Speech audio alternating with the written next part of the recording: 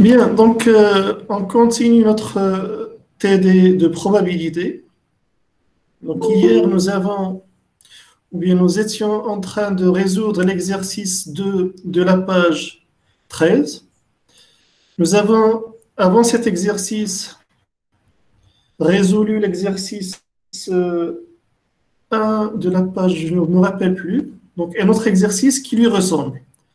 Dans l'exercice qui précédait, donc nous avions une fonction de densité f.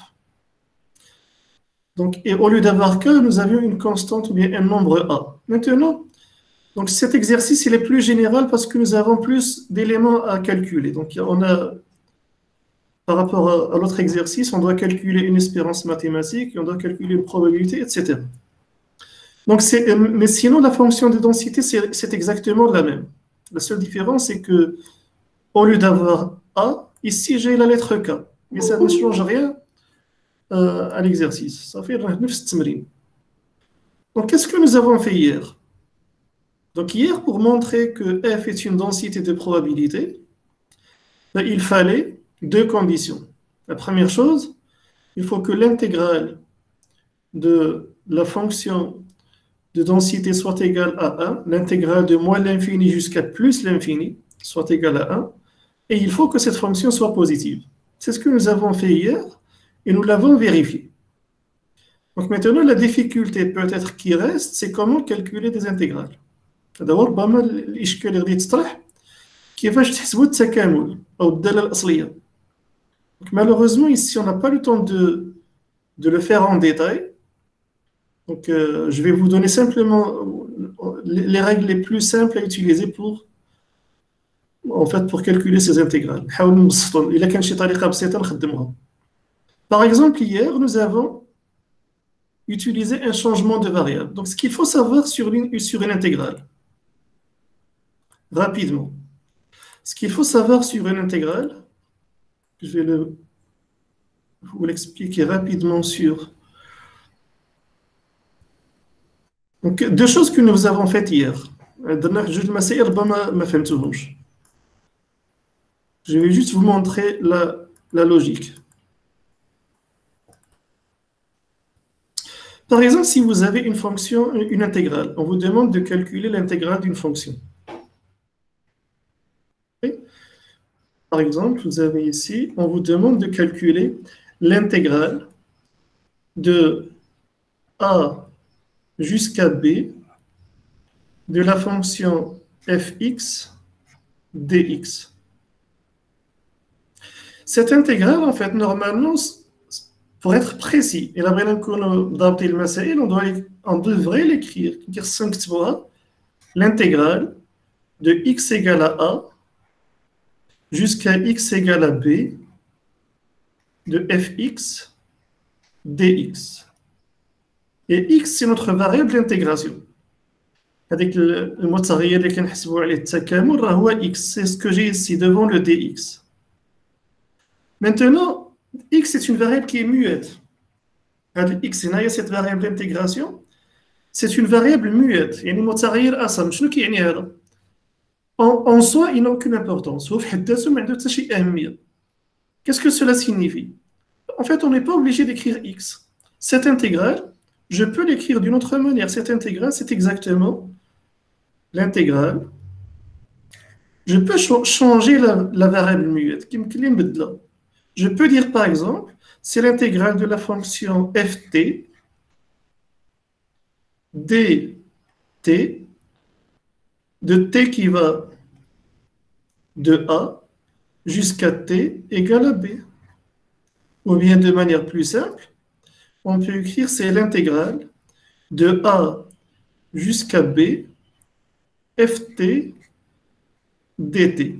Ce n'est pas la peine d'écrire ici t égale à a parce que je sais que la variable d'intégration c'est t. Je n'ai pas besoin d'écrire ici t égale à a, t égale à b. Comme ici, en fait, nous n'avons pas écrit x égale à a, x égale à b. Donc, on n'a pas besoin de l'écrire. On sait que la variable d'intégration, c'est la variable qui se trouve devant d. Ça fait? Donc, ce qu'il faut savoir, c'est que cette variable, c'est une variable muette. Je peux l'appeler comme je veux. X, T, Z, Y, ça n'a aucune importance. Par contre, il faut faire attention lorsqu'on effectue un changement de variable. Alors là, c'est autre chose. Si on fait un changement de variable, donc c'est ce que nous avons fait hier. Donc, si je reprends ici le document, hier, nous avons effectué un changement de variable quelque part. Je ne sais pas si vous avez compris ce passage ou non.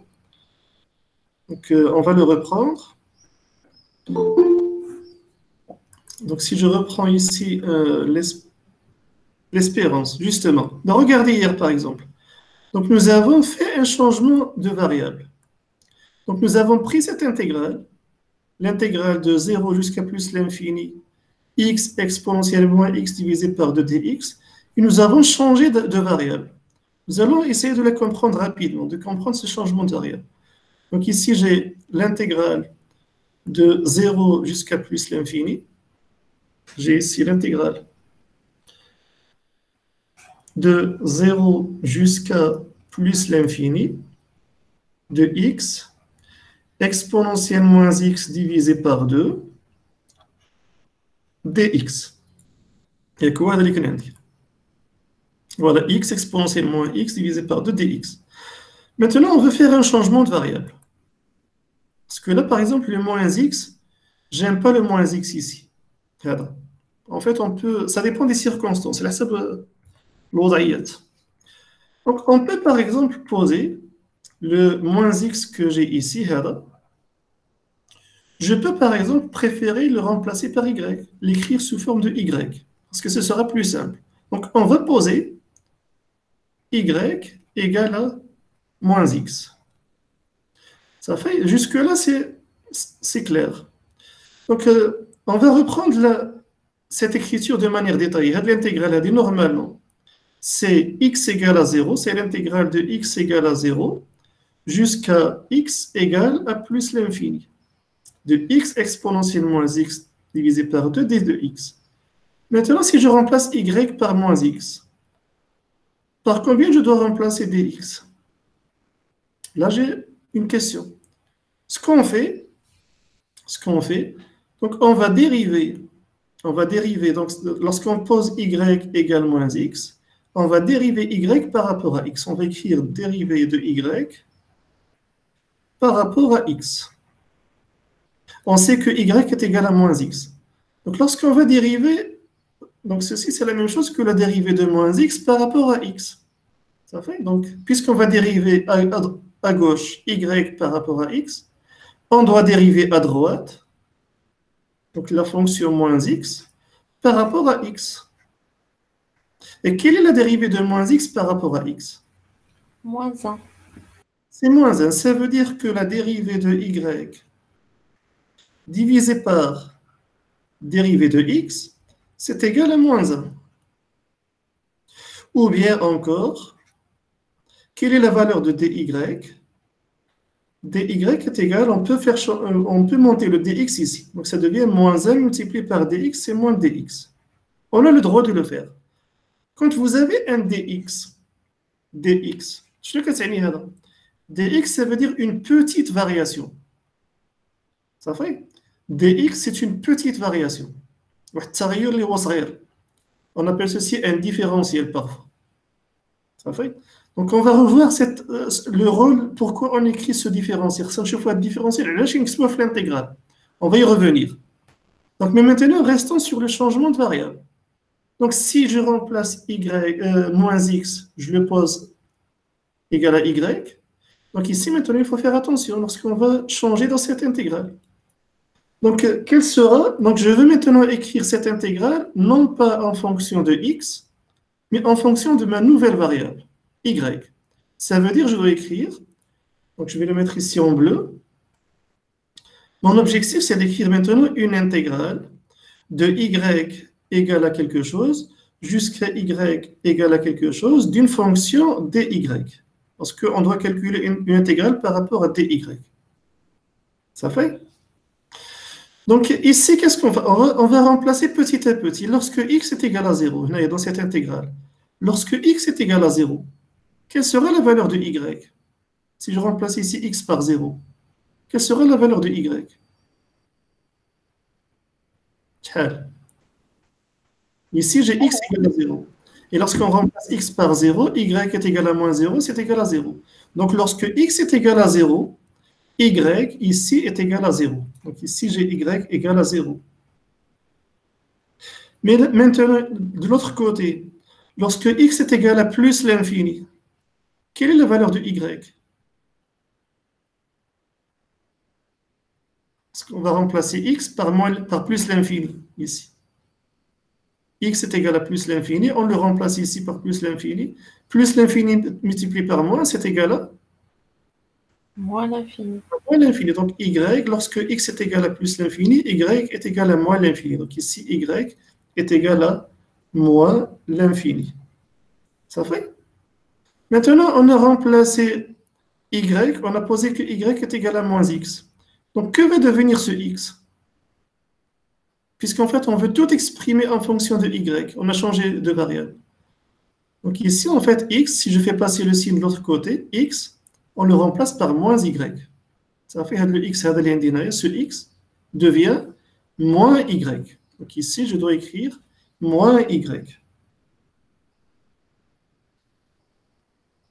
Est-ce qu'on a fini? Pas encore. Qu'est-ce qui reste à changer?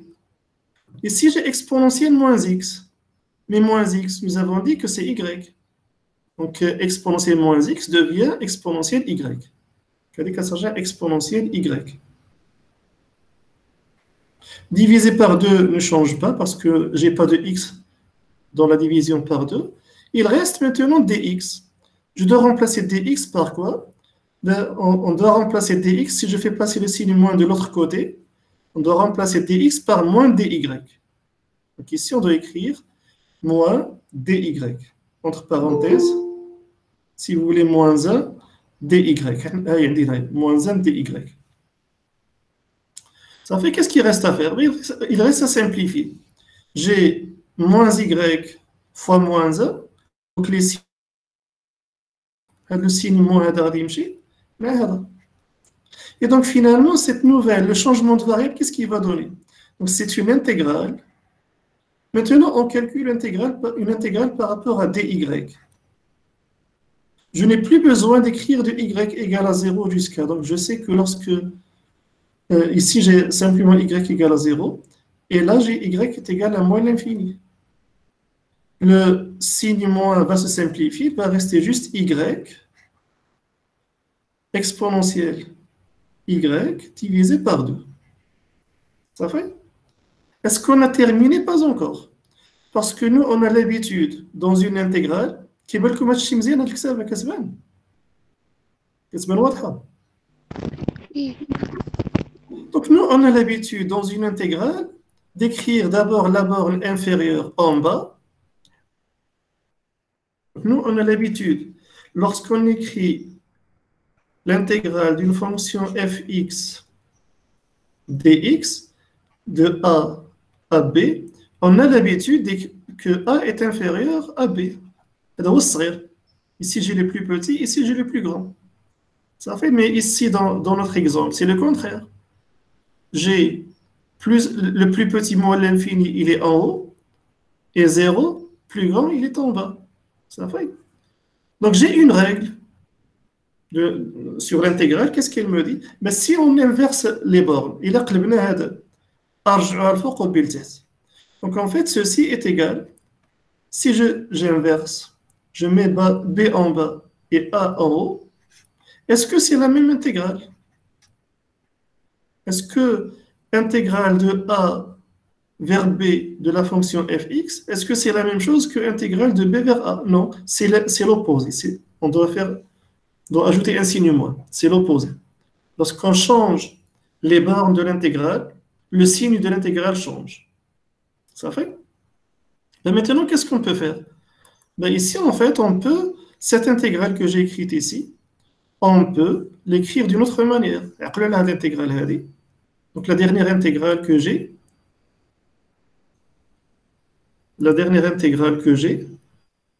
c'est l'intégrale de 0 jusqu'à moins l'infini de y exponentielle y divisé par 2 dy.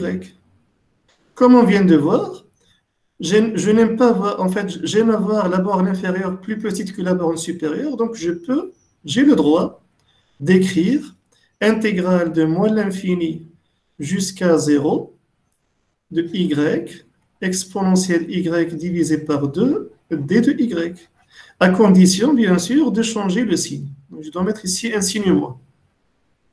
Est-ce que jusque-là, c'est clair pour pour cette intégrale?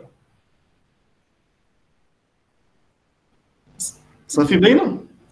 Maintenant, regardez. Et qu'est-ce qu'on a dit au début? Cette variable d'intégration, c'est une variable qui est muette. J'ai le droit de l'appeler comme je veux.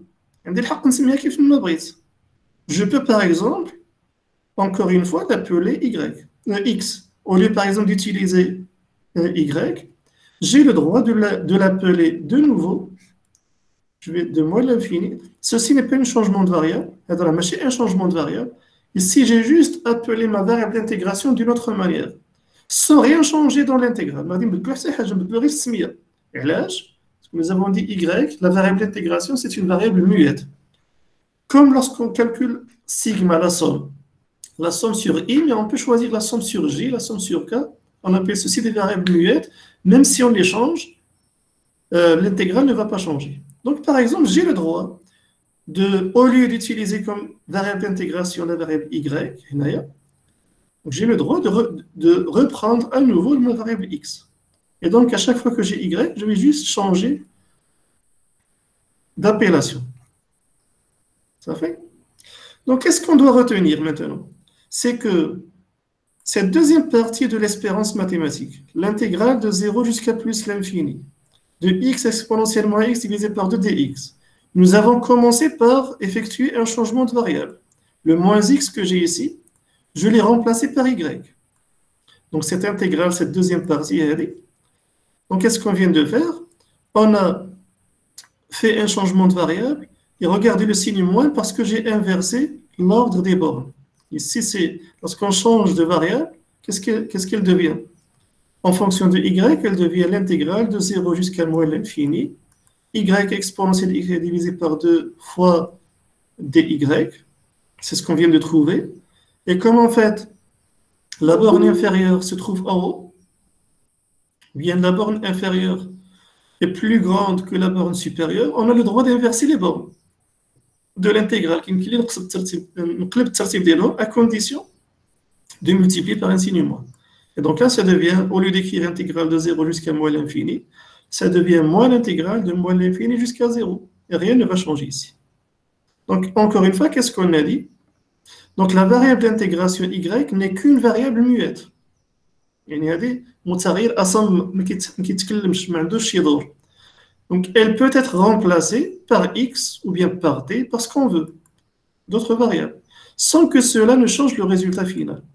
Donc, ça veut dire que cette dernière expression que j'ai ici, moins l'intégrale de moins l'infini jusqu'à 0 de y exponentielle y divisé par 2dy, je peux simplement encore utiliser une autre variable d'intégration. Au lieu de travailler avec y, je vais utiliser x. Et donc, qu'est-ce que j'ai? Donc, moins l'intégrale de moins l'infini jusqu'à 0, x exponentielle x, etc. Maintenant, si je reprends ce dernier résultat, on est parti de cette expression et nous avons simplifié. Et cette expression, c'était la deuxième partie, c'était la deuxième partie de l'espérance mathématique, qui est l'expression que vous avez ici. C'était la deuxième partie de l'espérance mathématique. On l'a reprise ici, on l'a simplifiée et on a obtenu ce résultat. Et donc, cette deuxième partie, on va la remplacer par sa valeur, par son expression. Mais qu'est-ce que vous remarquez après ces simplifications? C'est que j'ai exactement la même chose. J'ai l'intégrale de moins l'infini jusqu'à 0, moins l'intégrale de moins l'infini jusqu'à 0, de la même fonction. X exponentielle x divisé par 2, x exponentielle x divisé par 2 dx. Et donc, c'est comme si j'avais a moins a, et c'est égal à 0. Donc, l'espérance mathématique ici de x est égale à 0. Est-ce que vous avez compris maintenant comment calculer cette espérance mathématique? Est-ce que vous avez suivi ces étapes? Donc, la seule difficulté, c'est comment calculer une intégrale. Mais sinon, donc, pour calculer une espérance mathématique, donc, on doit multiplier la fonction de densité par x et calculer l'intégrale. Est-ce que vous avez compris toutes ces étapes? فهمتوا هاد المراحل هادو ولا لا؟ De toute façon, on aura le temps de... Donc la semaine prochaine, la semaine des révisions, donc on aura l'occasion de revoir ce genre de calcul. Ça fait donc الأسبوع الجاي ديال المراجعة نحاولوا نعاود نشوفوا هاد المسائل هادي. Maintenant, il reste un petit détail. Le problème du dx. Pourquoi j'ai un dx dans une intégrale? Donc je vais tout effacer. Donc, on va essayer de comprendre rapidement la logique d'une intégrale. Donc ici, on doit effacer. Donc, voilà. Une intégrale, en fait, une intégrale mathématiquement, ou bien analytiquement, d'un point de vue analytique, une intégrale, c'est une manière de chercher la primitive. كنقولوا التكامل هو كيفاش كنبحثوا على الداله الاصليه. Et la primitive, c'est le contraire d'une dérivée. Mais géométriquement, une intégrale, c'est une mesure de surface. C'est une mesure, c'est l'air. Lorsque vous avez ici une courbe, j'ai ici l'axe des x. Là, par exemple, j'ai une courbe, la courbe représentative d'une fonction. Supposons que vous avez ici, ça c'est la courbe représentative d'une fonction f. Ça fait, هذا واحد المنحنى ديال واحد الدالة f. On veut mesurer l'air, on veut calculer l'air qui se trouve entre la valeur a et la valeur b et sous la courbe. Sous la courbe. Sous cette courbe, en fait, on veut mesurer, je vais écrire ici en pointillé, je veux mesurer cette surface. Comment on va faire? Bon, en fait, l'origine de l'intégrale, c'est ce qu'on appelle l'intégrale de Riemann. Donc, je ne me rappelle plus comment ça s'écrit, mais je crois que ça s'écrit de cette manière, Riemann ou quelque chose comme ça. Donc, quelle était l'idée de Riemann, ce mathématicien? En fait, il va approximer cette surface par des rectangles. Donc, en fait, il va commencer par... Regardez, par exemple, qu'est-ce qu'on va faire? On va diviser cette surface en 4 rectangles. Donc, ici, nous avons les rectangles bleus. Ce sont des rectangles dits inférieurs. Ça fait donc ici, regardez, vous avez un premier rectangle, un deuxième, un troisième, un quatrième, et on peut prendre autant de rectangles que l'on veut. Maintenant, si vous mesurez la surface, donc ça, ce sont des rectangles bleus qui se trouvent sous la courbe. Donc, on dit que ce sont des rectangles inférieurs. On peut aussi donc trouver des rectangles supérieurs. Donc, je vais mettre ici en jaune des rectangles qui se trouvent au-dessus de la courbe.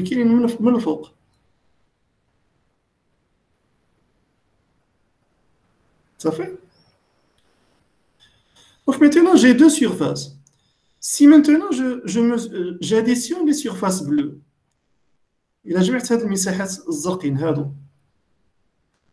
si j'additionne les surfaces bleues,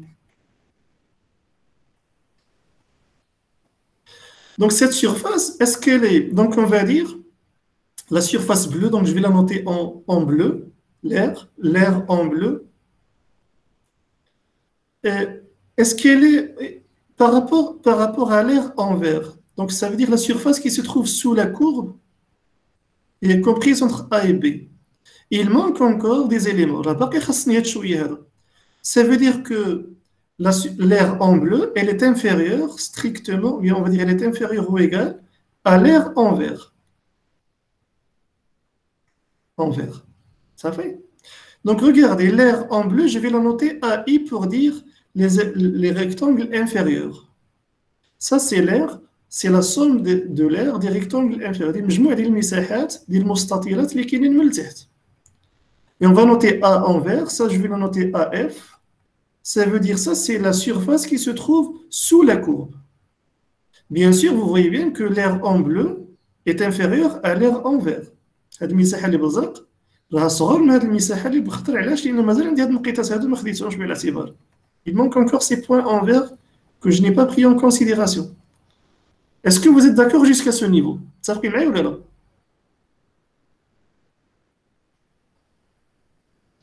Oui, monsieur. Oui, monsieur. Bien. Maintenant, si on considère les rectangles supérieurs, ça veut dire l'aire en jaune.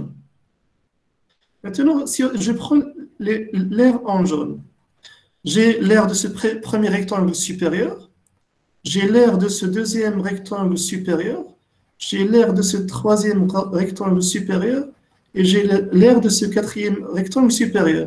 Si j'additionne toutes ces aires jaunes par rapport à l'aire verte, donc vous êtes bien d'accord que l'aire des rectangles supérieurs qui est en jaune, elle est supérieure à l'aire sous la courbe verte. Pourquoi? Parce que nous avons additionné en plus ces triangles. Ça fait. Donc maintenant, l'aire qui se trouve sous la courbe verte, elle est comprise entre deux aires. L'aire des rectangles inférieurs et l'aire des rectangles supérieurs. Est-ce que vous êtes d'accord? Donc cette surface sous la courbe verte, elle est comprise entre les deux. Est-ce que vous êtes d'accord jusque-là? متفقين معايا ولا لا؟ هذه المساحة اللي كاينة تحت المنحنى الأخضر راها صغر من المساحة الصفراء وأكبر من المساحة الزرقاء. Est-ce que, à votre avis, est-ce qu'on peut avoir, donc la question qu'on se pose, السؤال اللي كنطرحو. Donc regardez ici, comment je peux noter cette largeur? هذه كيفاش نسميها؟ Donc en fait, la largeur de ces rectangles, on va l'appeler delta x. Delta x, c'est une variation. Parfait? Delta x, en fait, lorsqu'on passe par exemple de x1 jusqu'à x2, ça fait lorsqu'on passe de x1 à x2, alors delta x est égal à x2 moins x1. C'est une variation. شحال تغيرات؟ Une variation de تغير كنسميوها delta. Delta x, ça vous le savez déjà.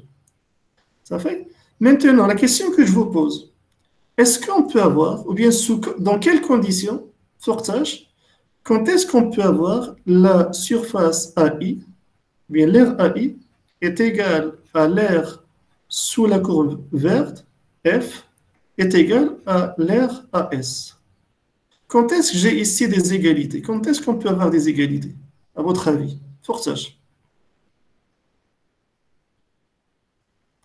Lorsque delta x est très petit. كل ما صغرنا هذا العرض ديال هذه المستطيلات plus delta x est petit et plus ces trois surfaces se rapprochent. كل ما صغرنا هذوك العرض ديال المستطيلات هذيك المساحات كيتقاربوا بثلاثه بهم كيعطيونا تقريبا حاجه واحده. متفقين معايا ولا لا؟ Donc en fait ici seulement lorsque delta x tend vers 0, lorsque delta x est petit. Ça veut dire lorsque j'ai une petite variation. Mathématiquement, une petite variation, lorsque j'ai une petite variation, c'est ce qu'on appelle un différentiel au Karamzola. Lorsque j'ai une petite variation, en fait, ceci, on l'appelle dx.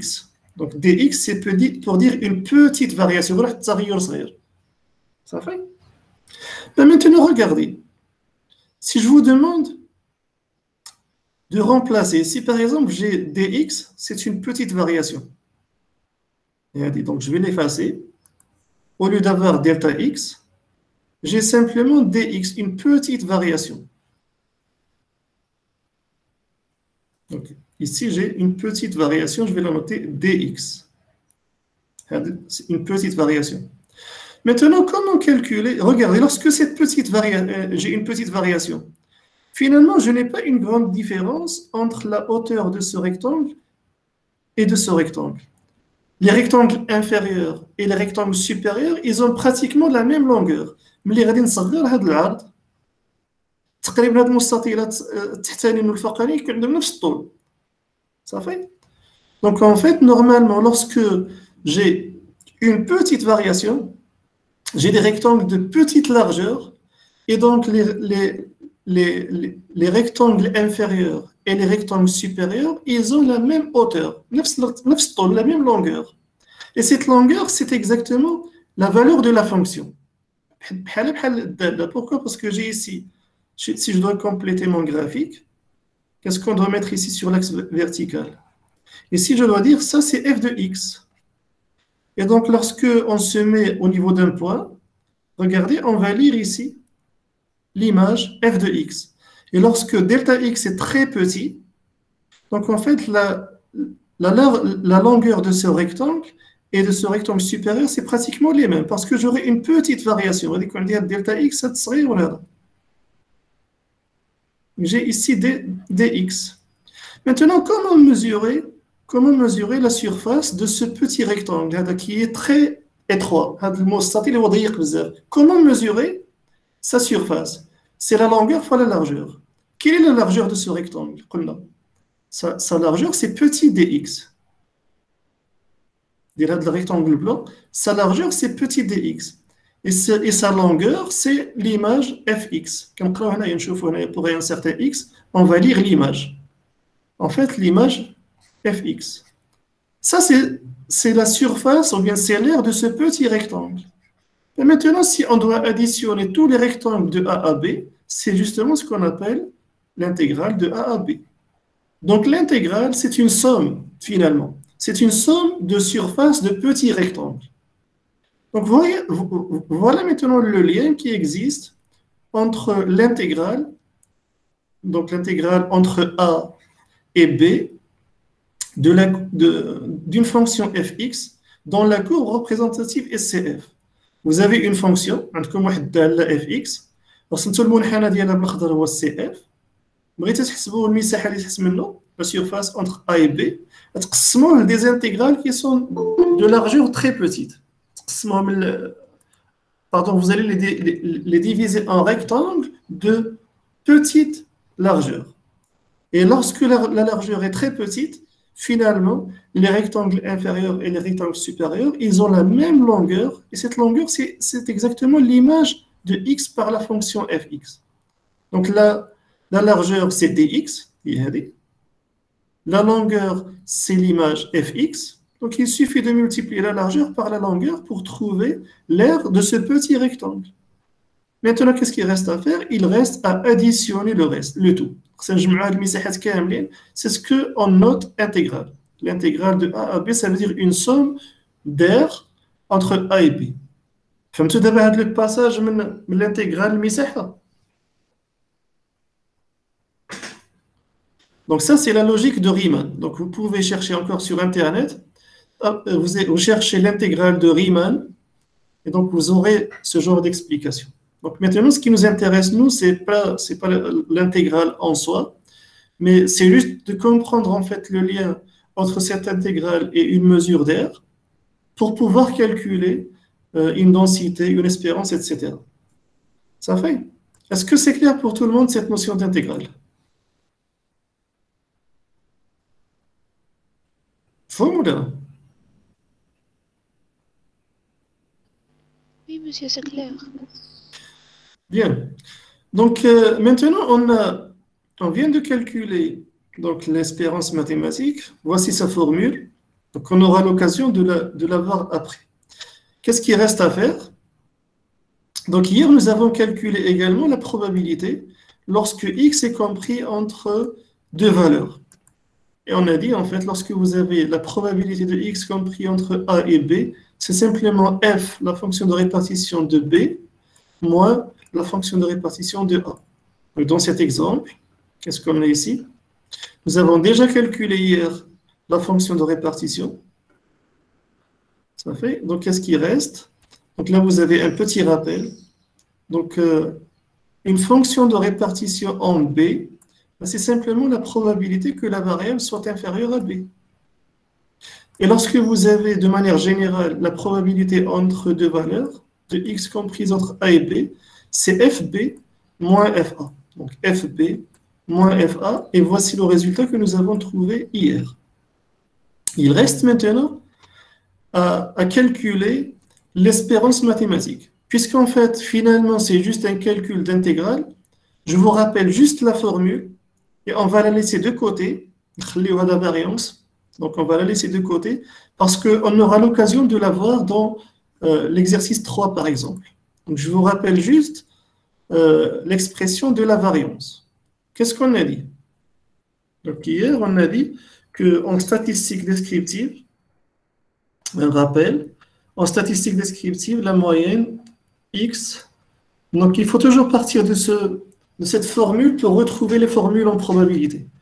Donc, en statistique descriptive, une moyenne arithmétique, c'est 1 divisé par n, somme sur i, ni, xi. Ça, c'est le point de départ. On voit bien que le 1 sur n, on peut le mettre à l'intérieur. Il devient somme sur i, ni, divisé par n, xi. Et on sait que ni divisé par n, c'est une fréquence. Somme sur i des fréquences de i fois la modalité xi. Et donc, lorsqu'on passe en probabilité, qu'est-ce qu'on va faire? En fait, on va garder, au lieu de prendre des fréquences, on prend des probabilités. Ici, j'ai la probabilité d'obtenir xi. Ça fait, donc on a remplacé une fréquence par une probabilité. Il ne faut pas oublier de multiplier par xi et de calculer, de faire la somme. Donc ici, qu'est-ce qu'on a? Ici, on a ce qu'on appelle l'espérance mathématique de x. Et ça, c'est l'espérance mathématique de x dans le cas discret. Là, c'est lorsqu'on a une variable aléatoire discrète. Mais lorsqu'on a une variable aléatoire continue, donc l'espérance mathématique de x, lorsqu'on passe du discret au continu, la somme, on la remplace par une intégrale. Et je viens de vous expliquer qu'une intégrale, c'est juste une somme de surface. Donc en fait, ici, j'ai une intégrale. Comme ici, on doit calculer la somme sur tous les i, donc en fait, ici, on doit calculer l'intégrale sur toutes les valeurs possibles de x, c'est-à-dire de moins l'infini jusqu'à plus l'infini. On remplace une probabilité par une fonction de densité. Et comme il s'agit d'une intégrale, donc il faut faire apparaître une variable d'intégration. Et n'oubliez pas de multiplier par xi. Ici, en fait, il s'agit de x. Donc, l'espérance mathématique d'une variable continue, c'est l'intégrale de moins l'infini jusqu'à plus l'infini de x multiplié par la fonction de densité dx. Et c'est exactement la formule que nous avons appliquée dans cet exercice pour calculer, regardez, c'est exactement la même formule que nous avons appliquée pour calculer l'espérance mathématique. Puisqu'en fait, le calcul se réduit à un calcul d'intégrale, c'est lui qui prend le حساب ديال التكامل. Donc, il faut savoir juste manipuler une intégrale. Ça fait, c'est ce qu'on a fait. Maintenant, la variance. La variance en statistique. Donc, rappelez-vous qu'en probabilité, une espérance, c'est l'équivalent de ce qu'on appelle une moyenne en statistique. Mais maintenant, en statistique, comment nous avons écrit la variance? Donc, il y a la formule la plus simple en statistique, la variance de x. Nous avons dit hier, c'est x bar moins x bar. Donc, c'est la moyenne moins la moyenne. Sauf que au début, j'ai une puissance 2 qui se trouve sous la barre et après, elle monte. Donc, elle devient au-dessus de la barre. Donc, c'est x au carré bar moins le carré de x bar. Donc, maintenant, si on doit généraliser cette formule au cas des probabilités, comment on va écrire une variance qui s'appelle aussi une variance? Qu'est-ce qu'on a dit? J'ai x bar, c'est une moyenne. Et une moyenne, c'est une espérance mathématique. Donc, on doit écrire espérance mathématique. Moins. J'ai ici le carré d'une moyenne. Donc, je dois écrire une moyenne. Ici, j'ai le carré de la moyenne. C'est-à-dire, c'est l'espérance qu'il faut mettre au carré. Parce qu'ici, c'est la moyenne que nous avons mise au carré. Et ici, qu'est-ce qu'on a? Ici, nous avons le carré, la moyenne des carrés. Ça veut dire ici, ce n'est pas une moyenne de x, mais c'est une moyenne des carrés de x. Il faut d'abord mettre les x au carré et calculer leur moyenne. Et ici, donc on doit prendre simplement l'espérance et la mettre au carré. Ce genre de calcul, pour ne pas le faire deux fois, On aura l'occasion de le voir dans l'exercice que nous allons traiter maintenant. C'est l'exercice 3. L'exercice 3 de la page 8. On va voir l'exercice 3 de la page 8 parce que maintenant on va passer avant donc page 8. Exercice 3. Donc ici maintenant on va traiter un couple de variables. On va travailler sur deux variables en même temps, x et y.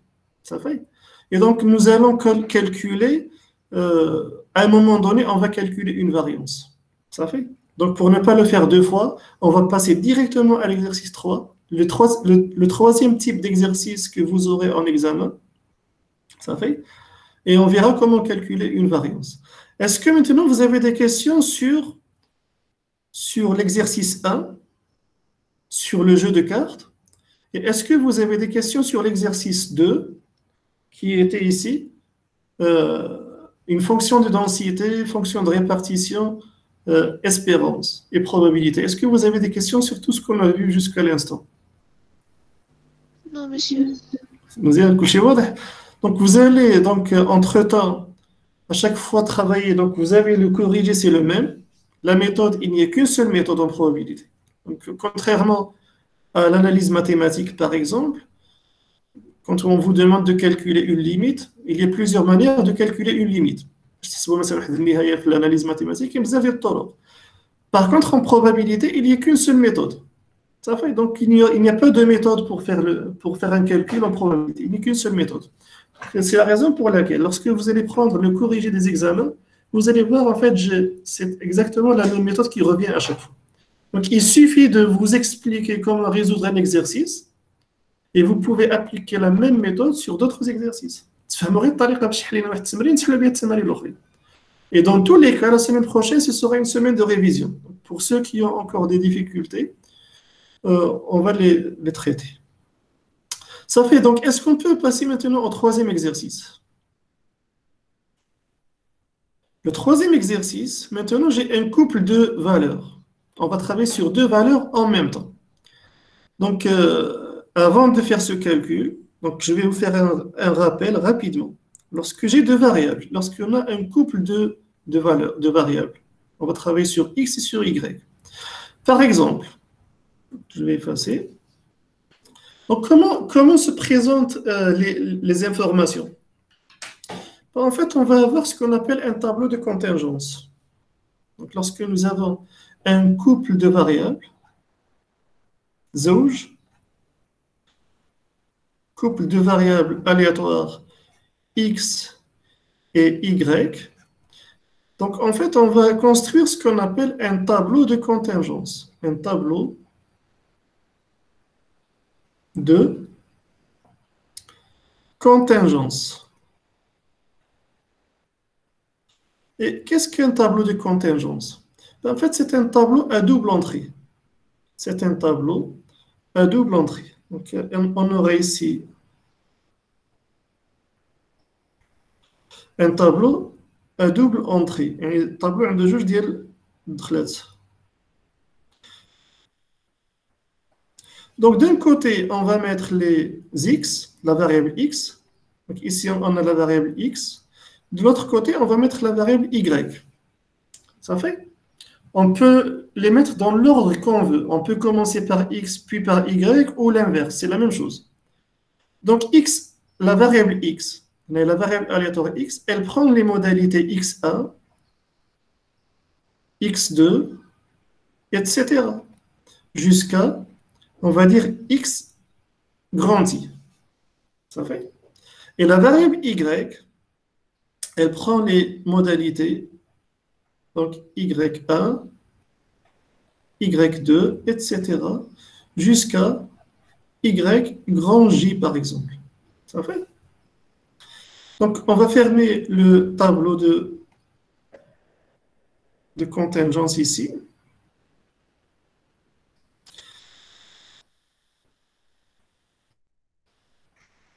Donc, maintenant, on définit trois types de probabilités.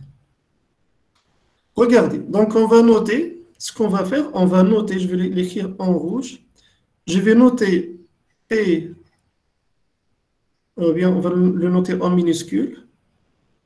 P, I, J. PIJ, ça c'est la probabilité que la variable x soit égale à xi et que la variable y soit égale à yj. Ça fait? Par exemple, on va dire la probabilité P1, 1, ça c'est la probabilité que la variable x soit égale à x1 et que la variable y soit égale à y1. On ferme la parenthèse. J'ai un couple de valeurs. J'ai ici x1 et j'ai ici y1. Ça veut dire, lorsque x est égal à x1 et y est égal à y1, je suis à ce niveau, sur l'intersection d'une ligne et d'une colonne. Donc ici, en fait, on va noter la probabilité P11. Ici, on va noter la probabilité P1. Ça veut dire, qu'est-ce que je dois écrire ici? Si vous avez compris, je suis sûr que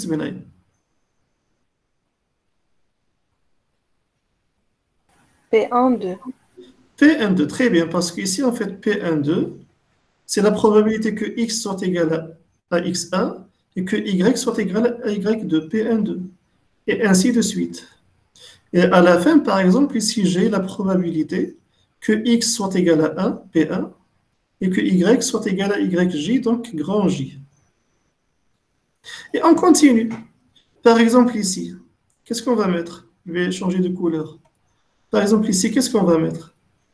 Probabilité que x soit égal à 1 et y soit égal à que x soit égal à x2, donc c'est 2, et que y soit égal à y1, donc c'est 1. P de 1. Ici, on doit mettre P de 2, etc., jusqu'à P de J. Et au niveau de la dernière ligne, donc ici, qu'est-ce qu'on doit mettre? Je vais l'écrire en bleu. Probabilité que x soit égal à x grand I, c'est-à-dire ici grand I, et que y soit égal à y1. Donc ici, j'ai 1. À côté, j'ai probabilité, donc PI 2, etc., jusqu'à PI grand I et grand J. Probabilité que x soit égal à xi et que y soit égal à yj. Donc, à l'intérieur, ce que nous avons mis à l'intérieur, c'est une probabilité de couple. X est égal à quelque chose, Y est égal à quelque chose. C'est une probabilité jointe. Ça fait? Donc, on appelle ceci des probabilités jointes. Parce que j'ai besoin du reste. Ça, c'est une première probabilité, c'est une probabilité jointe. Ça fait? Maintenant, regardez. Qu'est-ce que j'ai? Donc, ici, on va calculer une somme. Donc, dans cette colonne, on va calculer une somme. Ici, je vais calculer une somme. Ici, je vais calculer une somme, etc. Ici, on va calculer une somme. Et là, encore, on va calculer des sommes. Donc, ici, je vais calculer une somme, etc. Ici, on va calculer une somme. Mais quelle somme exactement? Donc, regardez, cette dernière colonne et cette dernière ligne, on les appelle les marges, les hawamish ديال الجدول. Ici, j'ai une première marge verticale. Ici, j'ai une marge horizontale. On va calculer les sommes. La somme de quoi? En fait, on va calculer les sommes des probabilités qui sont envers. Cette probabilité, plus cette probabilité, plus cette probabilité. On va additionner, on va calculer une somme, donc on va calculer la somme ici. J'ai pas assez d'espace. Et cette probabilité, on va la noter, probabilité. Donc tout ce qui change, on va le garder. Tout ce qui change, par exemple, regardez, ici j'ai l'indice I. L'indice 1. Donc le 1, est-ce qu'il change? J'ai 1, 1, 1, 2, 1J. Donc le 1 ne change pas, donc on doit le garder. Ici, j'ai P1. Et ce qui change, on le remplace par un point. Le 1, 2, etc. jusqu'à J change, on le remplace par un point. Donc ici, j'ai une probabilité P1 point. Pour la deuxième ligne, on va calculer la somme de toutes ces probabilités. Ça fait? Donc j'ai bien mis ici la somme. Et donc comment on va noter cette somme? Probabilité. Qu'est-ce qui change? Donc le 2 ne change pas. J'ai 2, 1, 2, 2, 2J. Donc le 2 ne change pas. Et qu'est-ce qui change? C'est le deuxième indice. 1, 2 jusqu'à J, on le remplace par un point. Ça fait? Etc. etc. À la dernière ligne, qu'est-ce qu'on doit écrire? Donc j'ai encore une somme de probabilités. On va la noter en bleu. Donc ici, j'ai une somme de probabilités. Qu'est-ce qui ne change pas? J'ai toujours indice I. Donc on va garder le I. Et qu'est-ce qui change? 1, 2 jusqu'à J, on va le remplacer par un point. Je vais vous donner les formules par la suite. Ça fait? Donc maintenant, ça c'est la somme sur les lignes. Mais si on calcule la somme sur les colonnes, on va additionner première probabilité plus la deuxième probabilité, etc. Donc qu'est-ce qu'on va mettre ici? On va mettre une probabilité. Qu'est-ce qui ne change pas? C'est le deuxième indice. Le deuxième indice, 1, 1, 1, il ne change pas, on va le garder. Et qu'est-ce qui change? C'est le premier indice, 1, 2, etc. On le remplace par un point. Regardez, ici j'avais P1 point, et ici j'ai P.1. On a changé les indices. La même chose ici. Donc on va noter, je vais la mettre en rouge. Ici j'ai une probabilité. Qu'est-ce qui change? Le deuxième indice ne change pas, on le garde, le 2. Le premier, il prend les valeurs 1, 2 jusqu'à I, il change, on le remplace par un point. Donc ici, j'ai P.2, alors que ici, j'avais P2 points, etc. Jusqu'à la dernière colonne. Au niveau de la dernière colonne, j'ai ici une somme de probabilités. Donc, il ne change pas, on va le garder. Et qu'est-ce qui change? C'est le premier indice, 1, 2, etc. On va le remplacer par un point. J'espère que vous arrivez quand même à lire ce que je suis en train d'écrire. Qui va le commettre chez مزيان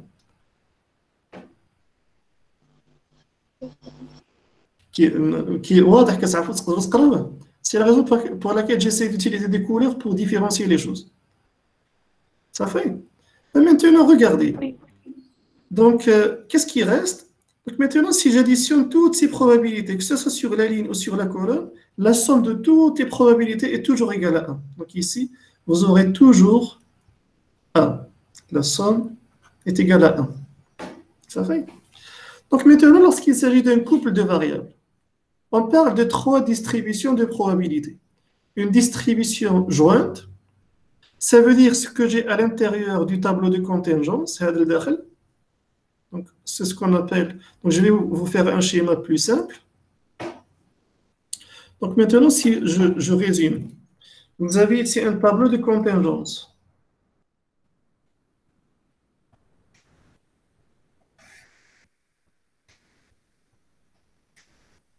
Donc ici, on va mettre X, on va mettre Y, et ici, vous avez les modalités X1, etc. jusqu'à X grand I, et ici Y1, etc. jusqu'à Y grand J. Donc ce que vous avez à l'intérieur, c'est ce qu'on appelle une distribution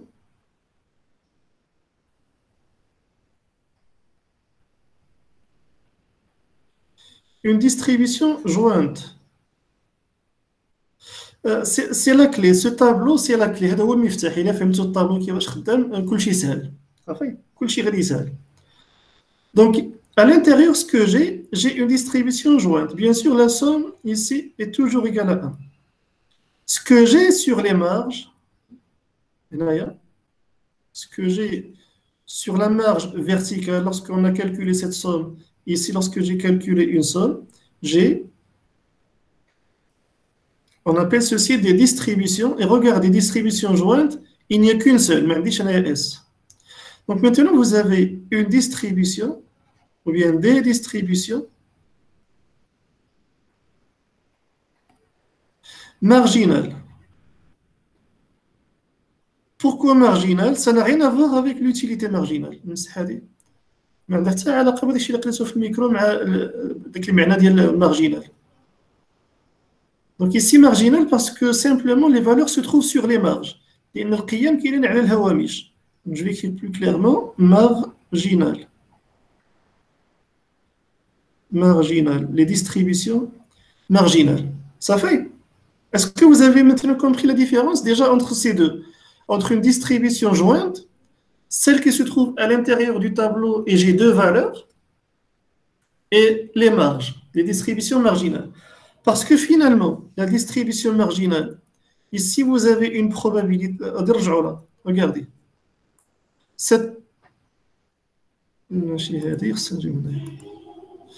Par exemple, ici, cette probabilité que vous avez, cette probabilité, elle est associée à x1.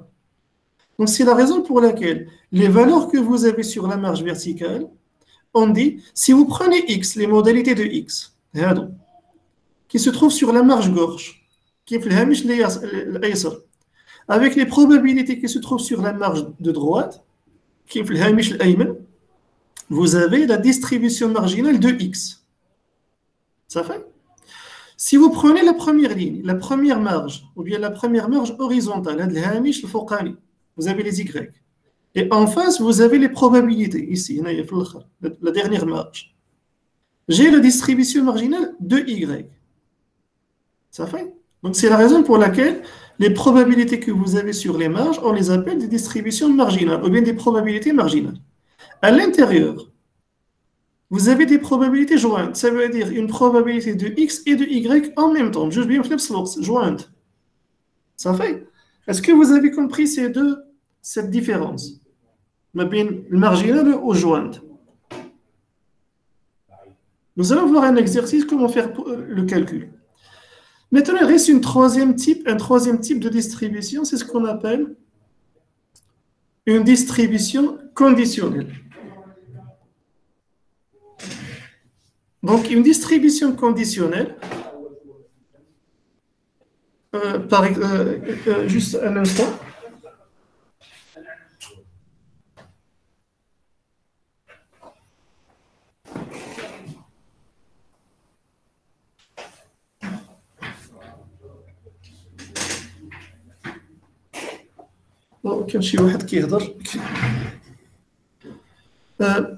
La distribution, on a dit, distribution jointe, ce sont les valeurs qui se trouvent à l'intérieur du tableau. Et ces valeurs, elles sont associées en même temps à x et en même temps à y. X et y. Maintenant, vous avez sur les marges, ce sont des probabilités associées aux modalités. Ici, vous avez les probabilités associées simplement à x. Ça, c'est la probabilité de x1. Ça, c'est la probabilité de x2. Ici, j'ai la probabilité de xi. Donc, on dit, puisqu'elle se trouve sur les marges, on dit ça, c'est la distribution marginale de x. De l'autre côté, cette probabilité est associée à y1. Cette probabilité est associée à y2, etc. Donc, nous avons sur les marges horizontales la distribution marginale de y. Ça fait? Il reste maintenant un troisième type de distribution, c'est ce qu'on appelle les distributions conditionnelles. On va fixer une condition. Par exemple, on va fixer, on va dire, on va se concentrer sur cette condition. Lorsque y est égal à y2, on a fixé une condition. Quelle est la distribution de x? Donc, lorsque on fixe une condition, par exemple sur y, on va lire les probabilités de x conditionnellement à y égale à y2, et on va lire ces probabilités. On va simplement se concentrer sur cette colonne et on va oublier le reste. On va simplement se concentrer sur cette colonne. Si on change la condition, on va dire maintenant la nouvelle condition, c'est yj. Quelle est la distribution de x conditionnellement, ou bien sachant que y est égal à yj? Donc, je ne vais plus lire cette colonne, mais on va s'intéresser à cette colonne. Voici les probabilités associées à x lorsque y est égal à yj. Donc, ça, c'est une distribution conditionnelle de x. Est-ce qu'il y a une distribution conditionnelle de y? Oui. Par exemple, on peut fixer comme condition x2. Quelle est la distribution? Donc là, lorsqu'on va fixer la condition x2, on ne va lire que cette ligne. On va rester sur la ligne de x2. On a fixé cette condition. Donc ici, nous avons la probabilité, ce que vous avez ici, ce sont les probabilités de y, sachant que x est égal à x2. Probabilité de y, sachant que x est égal à x2. Ça fait? On va voir certaines formules par la suite. Il y a une relation entre ces trois types de distribution, ou bien entre ces trois types de probabilités. Ce qui met en relation, c'est ce qu'on appelle la relation de Bayes. Donc regardez ici. Donc on va dire, on va prendre la relation de Bayes et on va arrêter le rappel. Donc relation de Bayes, B-A-Y-E-S. Donc lorsqu'on veut calculer la probabilité de A, pardon, la probabilité de X par exemple, sachant une certaine valeur de Y, on appelle ceci, ça c'est une probabilité conditionnelle. La probabilité de X conditionnellement à une valeur de Y. Ceci c'est la probabilité jointe, probabilité de X et Y. Donc en fait le et, c'est-à-dire le couple, les deux en même temps, divisé par la probabilité marginale de la condition. Donc en fait, on va diviser par la probabilité de la condition. Donc qu'est-ce que j'ai ici? Ici, j'ai une probabilité jointe. Ici, j'ai une probabilité marginale parce que je m'intéresse simplement à Y. C'est une probabilité marginale. Et ici, qu'est-ce qu'on a? C'est une probabilité conditionnelle parce que j'ai une condition à l'intérieur. Ça fait? Donc maintenant, regardez, j'ai probabilité jointe, probabilité marginale, probabilité conditionnelle, et entre les trois, il existe une relation, c'est la relation de Bayes. Comment on calcule une probabilité conditionnelle? On divise une probabilité jointe par une probabilité marginale. On va voir ceci sur un exemple, c'est ce qu'on va faire aujourd'hui et demain. Il nous reste encore 50 minutes, donc c'est ce qu'on va faire aujourd'hui et demain, comment étudier ces relations. Et bien sûr, je vous rappelle que lorsque nous avons calculé une espérance mathématique,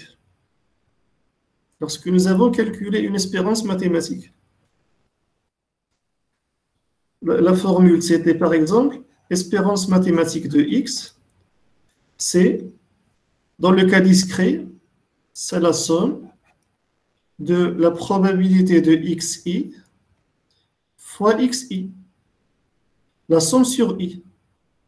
Donc maintenant, la question qui se pose, quelle probabilité j'ai ici lorsque j'ai un couple de valeurs?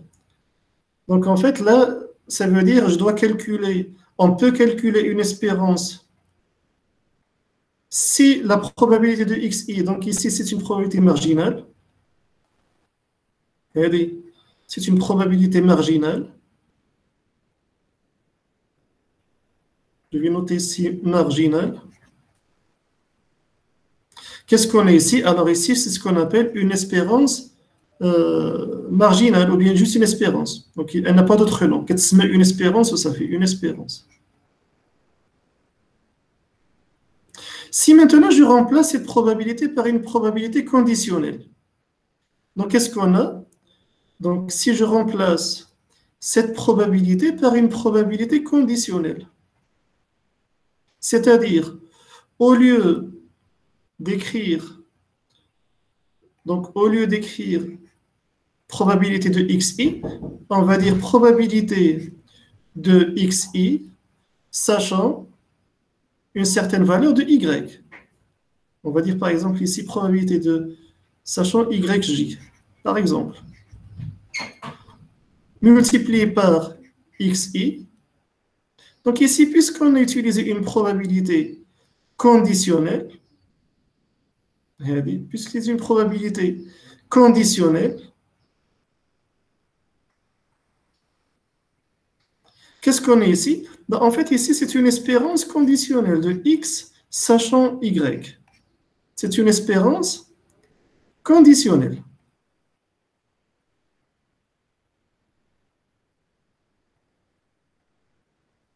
Ça fait conditionnel. Maintenant, il existe donc cette espérance, je peux mettre entre parenthèses la première, je peux mettre entre parenthèses espérance marginale, même si on n'a pas le droit de le dire. En fait, on dit non conditionnel ou bien marginal, si vous voulez. Pourquoi? Parce que j'ai ici une probabilité marginale. Lorsque j'ai une probabilité conditionnelle, on appelle ceci une espérance conditionnelle. Maintenant, lorsque j'ai une probabilité jointe, donc je vais l'écrire ici. Donc lorsqu'on a... Il faut juste faire attention. Lorsque j'ai ici la somme,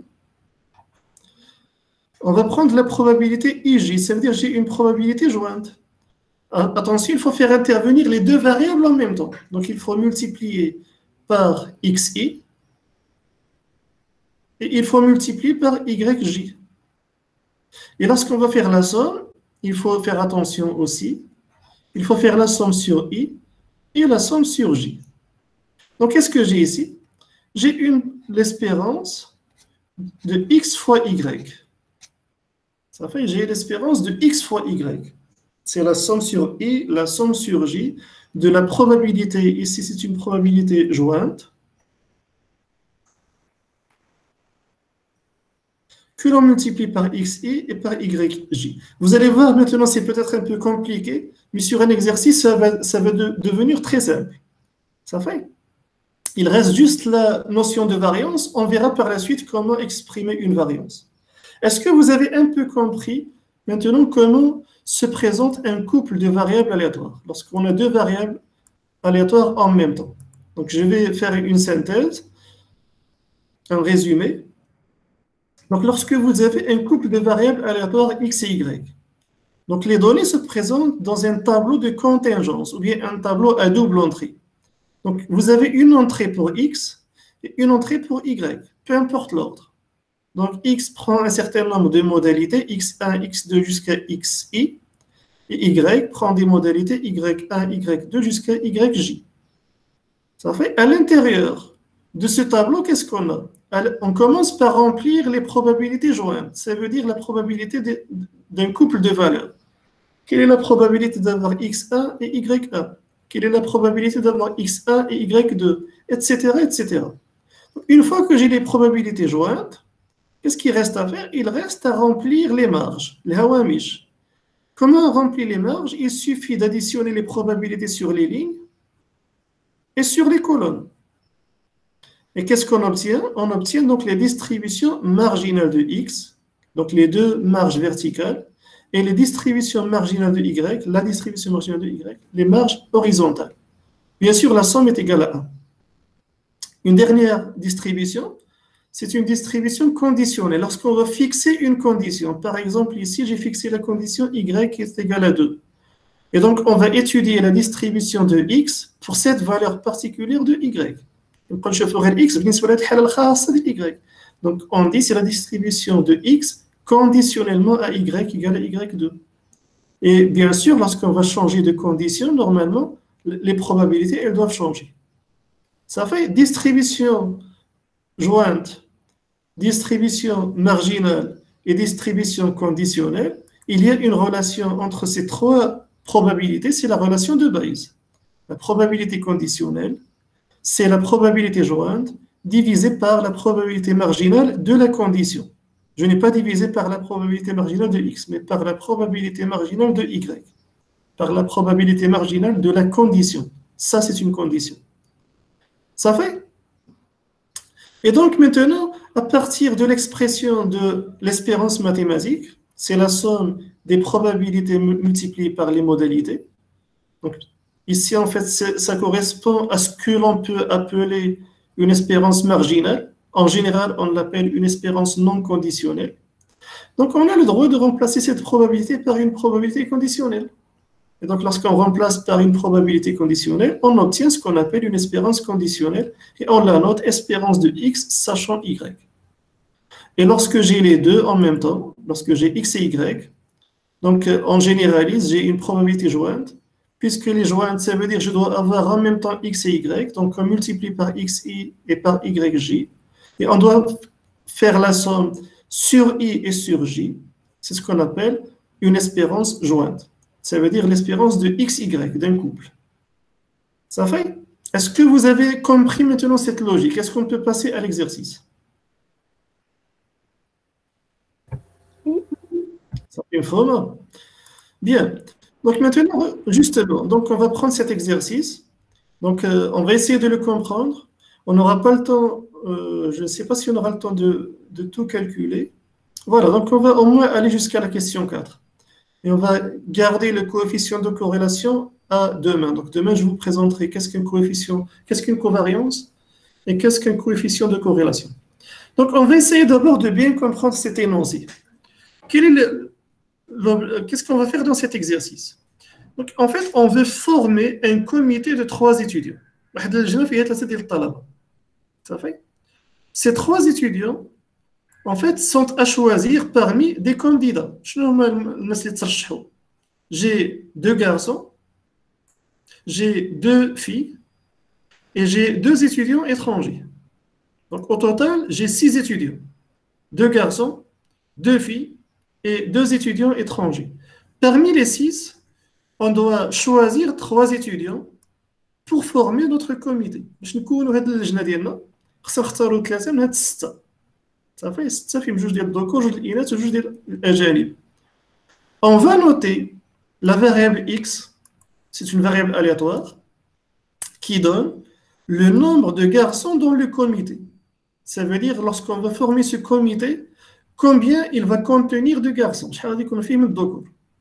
Donc c'est la variable x. Maintenant y, c'est une autre variable aléatoire qui désigne le nombre de filles dans le comité. Ça fait? On vous demande de calculer la loi du couple XY. Ça fait? De calculer. Ça veut dire ici, en fait, quand on vous dit calculer la loi du couple XY, la loi ou bien la distribution jointe. Calculer les distributions marginales de x et de y. Ça fait, vous savez ce que c'est. Et calculer la distribution de x conditionnellement à y égale à 1. Et on vous pose une question, est-ce que x et y sont indépendants ou non? Nous allons voir qu'est-ce que cela signifie. Est-ce que l'énoncé est clair pour tout le monde? Je vais vous faire la machine. Une formule? Oui, monsieur. Donc, ce qu'on va faire, donc solution, on va passer directement à la solution. Donc, on veut, pour former un comité de 3 étudiants, qu'est-ce qu'on doit faire? Donc, on doit les choisir ces 3 étudiants, parmi 2 garçons, parmi 2 filles et 2 étrangers. Ça fait? Et on suppose que ces 3 candidats ont la même probabilité d'être choisis. Voici donc, sous forme schématisée si vous voulez, j'ai un garçon, un deuxième garçon, j'ai une fille et une deuxième fille, j'ai un étudiant étranger et un autre étudiant étranger. Au total, j'ai 6 candidats. Et on suppose, parce que rien n'est précisé dans l'énoncé, on suppose qu'il y a équiprobabilité. Tous les candidats ont la même probabilité d'être choisis. Il y a égalité des chances. Pourquoi on insiste sur cette équiprobabilité? Pourquoi? Parce que je vous rappelle que cette situation d'équiprobabilité, elle nous autorise à calculer la probabilité d'un événement E selon la formule que je vous ai présentée. Sinon, on n'a pas le droit. Puisqu'en fait, là, il est clair que normalement, lorsqu'on va former un comité, il ne faut pas que les garçons aient plus de chances que les filles.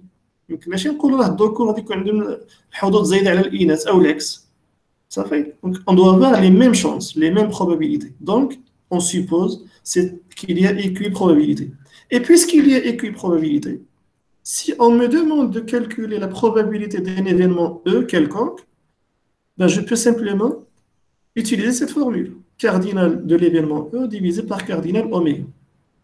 Ça fait oméga ici, c'est l'univers des possibilités, ou bien l'ensemble fondamental. En fait, on l'appelle de plusieurs manières. Oméga, on l'appelle ensemble fondamental, ensemble des possibilités, univers des possibilités, etc. Ça fait. Donc, un candidat, maintenant, lorsqu'on va choisir un candidat dans un comité, est-ce qu'on peut le choisir plusieurs fois? نبغيو نختاروا واحد طالب واش يمكن نختاروا بزاف ديال المرات؟ Non. Non. Donc, un étudiant ne peut être choisi qu'une seule fois. Donc, ça veut dire, est-ce qu'on a droit à répétition ou non? واش عندنا الحق نكرروا ولا لا؟ Non. Donc, il n'y a pas répétition. Première chose à noter, c'est qu'il n'y a pas de répétition. Maintenant, on va composer un comité, est-ce que l'ordre des étudiants nous intéresse ou non? واش الترتيب اللي غادي يبانوا فيه كيهمنا ولا لا؟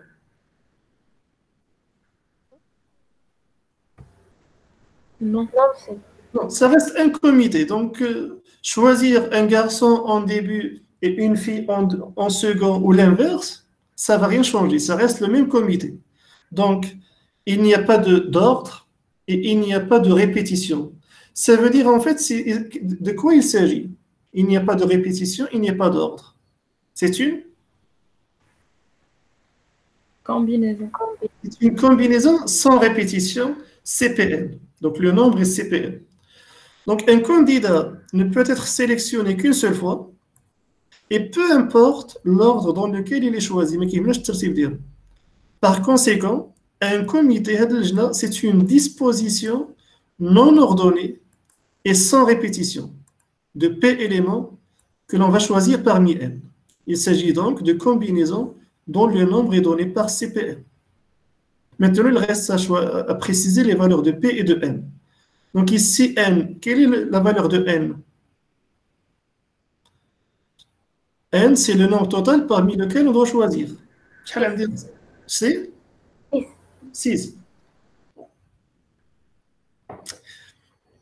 Et quelle est la valeur de P? On doit composer un comité de 3 étudiants. On doit choisir 3 étudiants parmi les 6. Donc P est égal à 3. Parce qu'on doit choisir 3 individus au hasard parmi les 6. Les 6, j'ai 2 garçons, plus 2 filles, plus 2 étrangers. Donc finalement, le nombre de possibilités, combien on peut former de comités au total? J'ai combien de comités possibles?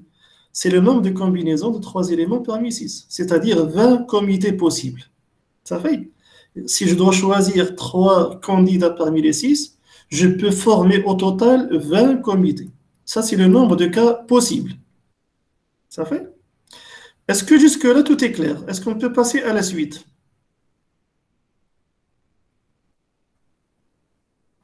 Oui. Ça fait? Donc maintenant, qu'est-ce qu'on nous dit dans la suite? Donc ça, c'est juste la première ligne, ou bien les 2 premières lignes de l'énoncé. On veut former un comité de 3 étudiants. Les candidats à ce comité sont 2 garçons, 2 filles et 3 étrangers. Maintenant, on doit passer à X. X, en fait, c'est une variable aléatoire qui donne le nombre de garçons dans le comité. Dans ce comité, combien il va y avoir de garçons au maximum?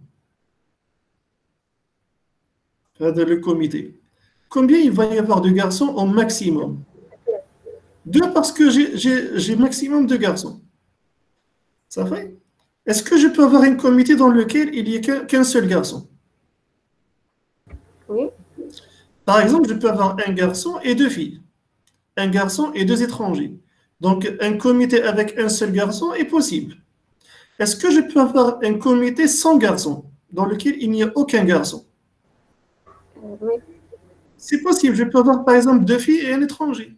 Ou bien 2 étrangers et une fille. Donc, je peux avoir des comités dans lesquels il n'y a pas de garçons.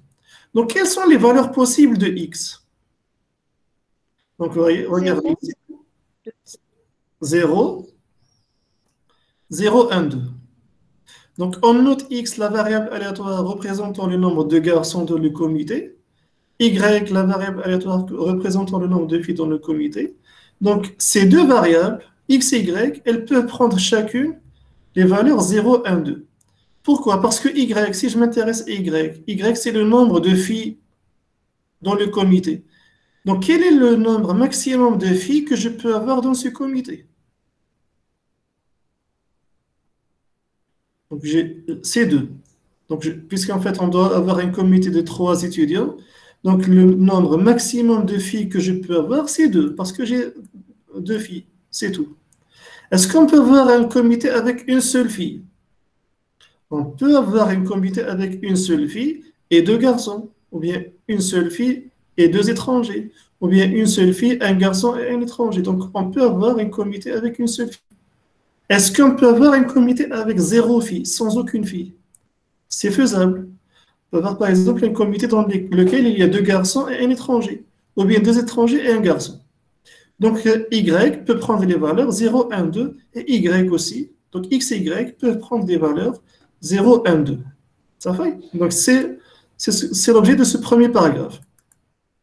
On va noter CNM. C comme comité. Machine combinaison. La lettre C, c'est pour dire un comité qui comporte N garçons. Donc, le premier N, c'est pour dire le nombre de garçons. Et le deuxième M, c'est le nombre et M, c'est le nombre de filles. Donc, on va noter CNM, un comité qui contient N garçons et M filles. Donc, il y a N del dokor ou M del inat. Ça fait? Cela correspond, donc ce comité, c'est un couple. Il y a donc un couple, ça veut dire X égale, la valeur de X est égale à N, à M. Est-ce que est comprise la manière de noter les choses? Est-ce que vous avez compris cette notation? Donc, j'ai simplement noté un comité qui contient N garçons et M filles, je l'ai noté CNM. Et je vais calculer sa probabilité. Regardez ici. Je veux calculer la probabilité d'obtenir un couple, bien, je veux calculer la probabilité d'un comité dans lequel j'ai N garçons et M filles. Ça fait? Donc, on va chercher donc la loi du couple. On va commencer par la loi du couple, une loi donc jointe. Donc, on va chercher le comité qui contient N garçons et M filles, ce que nous avons noté CNM. Et on veut calculer sa probabilité, la probabilité de ce couple. Bien sûr, on est en situation d'équiprobabilité. On peut se permettre d'appliquer la formule suivante. Probabilité d'un comité CNM, c'est cardinal CNM divisé par cardinal oméga que nous avons déjà calculé, et sa valeur est égale à 20. Ça fait donc nous avons déjà calculé cardinal oméga pardon, ici ce n'est pas 292 de la Ralta, c'est dans 40. Nous avons déjà calculé cardinal oméga dans l'expression 40 et nous avons trouvé 20. Qu'est-ce qu'il reste à calculer? Il reste à calculer cardinal de CNM, c'est-à-dire le nombre de comités qui contiennent chacun N garçons et M filles. Bien sûr, le nombre N et M appartiennent à 0, 1, 2, parce que dans un comité, je peux avoir 0, 1 ou 2 garçons, et je peux avoir 0, 1 ou 2 filles.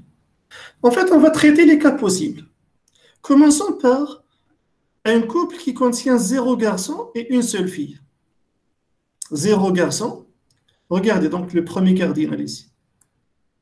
Un comité qui contient 0 garçon et 1 fille. Est-ce que c'est possible? Parce que dans un couple, on doit avoir 3 étudiants. Dans ce couple, je n'ai pas de garçon, j'ai une seule fille. Est-ce que ce couple peut exister, ce comité?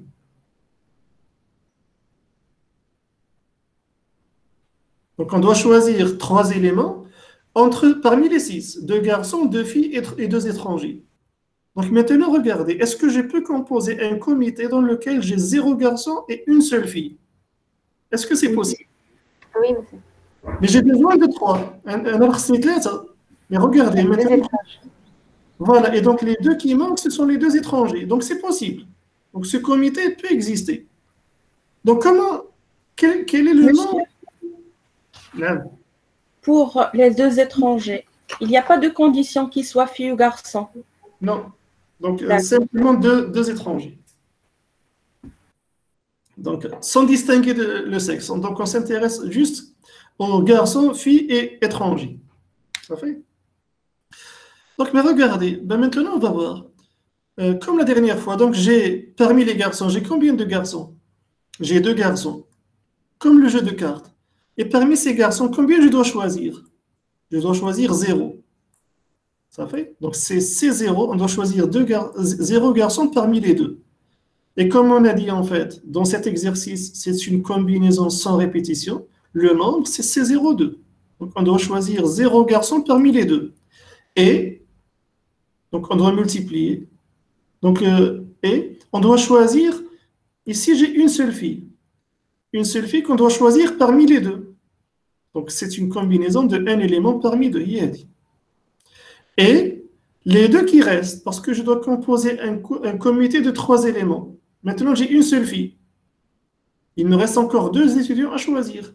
Et il faut absolument les choisir parmi les 2 étrangers qui restent. Parce que quand les juges je n'ai pas d'autre choix. Donc ici, je dois choisir 2 étrangers parmi les 2 que j'ai. On vérifie, est-ce que j'ai vraiment choisi 3 éléments? Donc j'ai 2 plus 1 plus 0, ça fait bien 3. Donc j'ai bien choisi 3 étudiants. Et est-ce que je les ai choisis parmi les 6? 2 plus 2 plus 2. J'ai bien choisi les 3 parmi les 6. Il ne reste plus maintenant qu'à remplacer. Une combinaison de 0 éléments parmi 2, c'est égal à 1. La combinaison de 1 élément parmi 2 est égale à 2. Et la combinaison de 2 éléments parmi 2 est égale à 1. Si vous multipliez, le résultat est égal à 2. Donc maintenant, quel est le nombre de comités qui ne contiennent aucun garçon et une seule fille? Vous avez 2 comités possibles. Donc, je dis الجنات اللي غادي يكون فيها حتى ذكر فيها بنت وحده وفيها جوج الأجانب. Ça fait? Donc vous n'avez que 2 possibilités. Donc maintenant, on peut se servir de ce cardinal pour calculer la probabilité de ce premier comité. Donc la probabilité d'un comité qui contient 0 garçon et une fille, on va diviser ce cardinal qui est de 2 par cardinal oméga qui est égal à 20. Donc 2 divisé par 20, c'est 1 sur 2, 1 sur 10, 1 dixième. Ça fait? Donc là, vous avez un exemple. Je vous explique ici le premier exemple. Exemple, C01. C'est un comité ne comportant aucun garçon parmi les deux. Ça fait? Donc, parmi les 2 garçons, j'ai choisi 0. Donc, est un comité qui ne comporte aucun garçon parmi les 2 candidats masculins. Et, donc, pourquoi j'ai le et? Parce que je dois multiplier. Et j'ai une fille. Donc, le comité C01, il contient une fille. Et cette fille qu'il faut choisir parmi les 2 candidates féminines. Donc, il faut choisir une fille parmi les 2.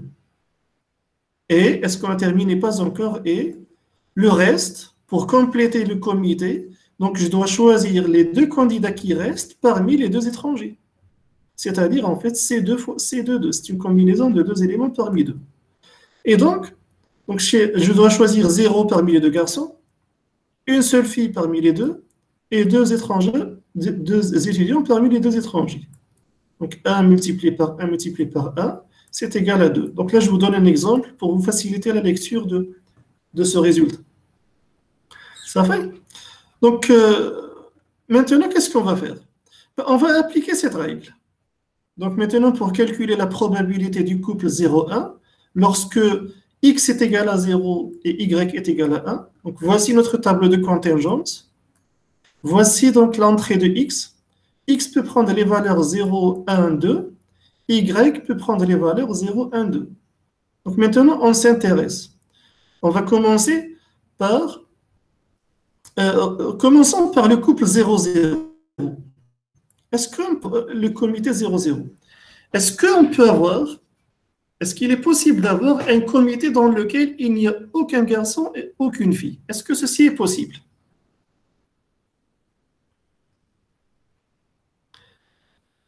Je dois avoir un comité de 3 étudiants. Non. Et les 3 étudiants sont à choisir parmi 2 garçons, 2 filles et 2 étrangers. Est-ce que je peux avoir un comité qui ne contient aucun garçon et aucune fille? Ça veut dire que je dois juste choisir parmi les étrangers. Le problème, les étrangers, j'en ai juste 2. Donc ceci est impossible. Impossible, c'est-à-dire cette probabilité, ce couple a une probabilité nulle. Donc le premier couple, le premier comité, lorsque x est égal à 0, je n'ai aucun garçon dans ce comité, y est égal à 0, je n'ai aucune fille. Donc la probabilité de ce comité est nulle. Il n'existe pas. Ça fait format 0 ninjas. Maintenant, regardez l'autre cas extrême. Quelle est la probabilité d'avoir un couple qui contient 2 garçons et 2 filles? Est-ce que ce couple, ce comité peut exister? Non? Impossible. Impossible. Parce que je dois former des comités de 3 étudiants, pas de 4. Donc ici, en fait, ce comité ne peut exister. Sa probabilité est donc nulle, 0. Ça fait? Regardons maintenant ici. On va chercher le comité 0,1. Donc 0 garçon et 1 fille. Donc le comité 0,1, son cardinal, on a trouvé C2. Et le 2, il faut diviser par cardinal oméga qui est égal à 20. Donc 2 divisé par 20, c'est égal à 1 sur 10. Donc ici, c'est 2 sur 20. J'ai gardé 2 sur 20, je n'ai pas simplifié. Donc la probabilité du couple x égale à 0 et y est égal à 1, c'est 2 divisé par 20. Comment nous avons trouvé 2 par 20? 20, c'est cardinal oméga. Et 2, c'est le cardinal du comité 0,1. Voilà, le comité 0,1, son cardinal est égal à 2. Ça fait? Maintenant, on va passer au deuxième comité. Un comité qui contient 0 garçons et 2 filles. 0 garçons et 2 filles. Qu'est-ce que cela signifie, ce cardinal? 0 garçon, ça veut dire parmi les 2 garçons, je ne dois choisir aucun. Je dois avoir 2 filles. Donc ça veut dire parmi les 2 filles, je dois choisir les 2 filles. C'est 2 parmi 2. Et pour compléter le comité, je dois choisir un 3e élément. Il ne reste plus que les 2 étrangers. On doit choisir un élément parmi les 2 étrangers. Ça fait? Si vous faites le calcul, C02, c'est égal à 1. C22 est égal à 1. Et C12 est égal à 2. Si vous multipliez, ceci est égal à 2. Donc, le cardinal du comité 0,2 est égal à 2, qu'il faut diviser par 20. Donc, 0,2, 0 et 2, vous avez encore une probabilité de 2 divisé par 20. Et ainsi de suite. On va chercher le comité 1, 0. Ça veut dire un comité dans lequel il y a un garçon et une seule fille, et aucune fille. 1, 0. Donc, le comité 1, 0, un seul garçon, mais aucune fille. Donc, le garçon, je dois le choisir parmi les 2 garçons. Et parmi les 2 filles, je ne dois choisir aucune. 0 parmi les 2 filles. J'ai juste un seul élément, il me reste encore 2. Les 2, je dois les choisir parmi les étrangers. 2 parmi 2. Donc, C12 est égal à 2. C02 est égal à 1. Et C22 est égal à 1. Donc, 2 multiplié par 1, etc., c'est égal à 2. Donc, quelle est la probabilité de ce comité? On divise cardinal 2 par cardinal oméga qui est 20. C'est encore 2 divisé par 20. Voilà. Ensuite, quelle est la probabilité d'un comité qui contient un seul garçon et une seule fille? Comité C11. Voilà. Donc, un comité qui ne contient qu'un seul garçon et une seule fille, ça veut dire le garçon, je dois le choisir parmi les 2.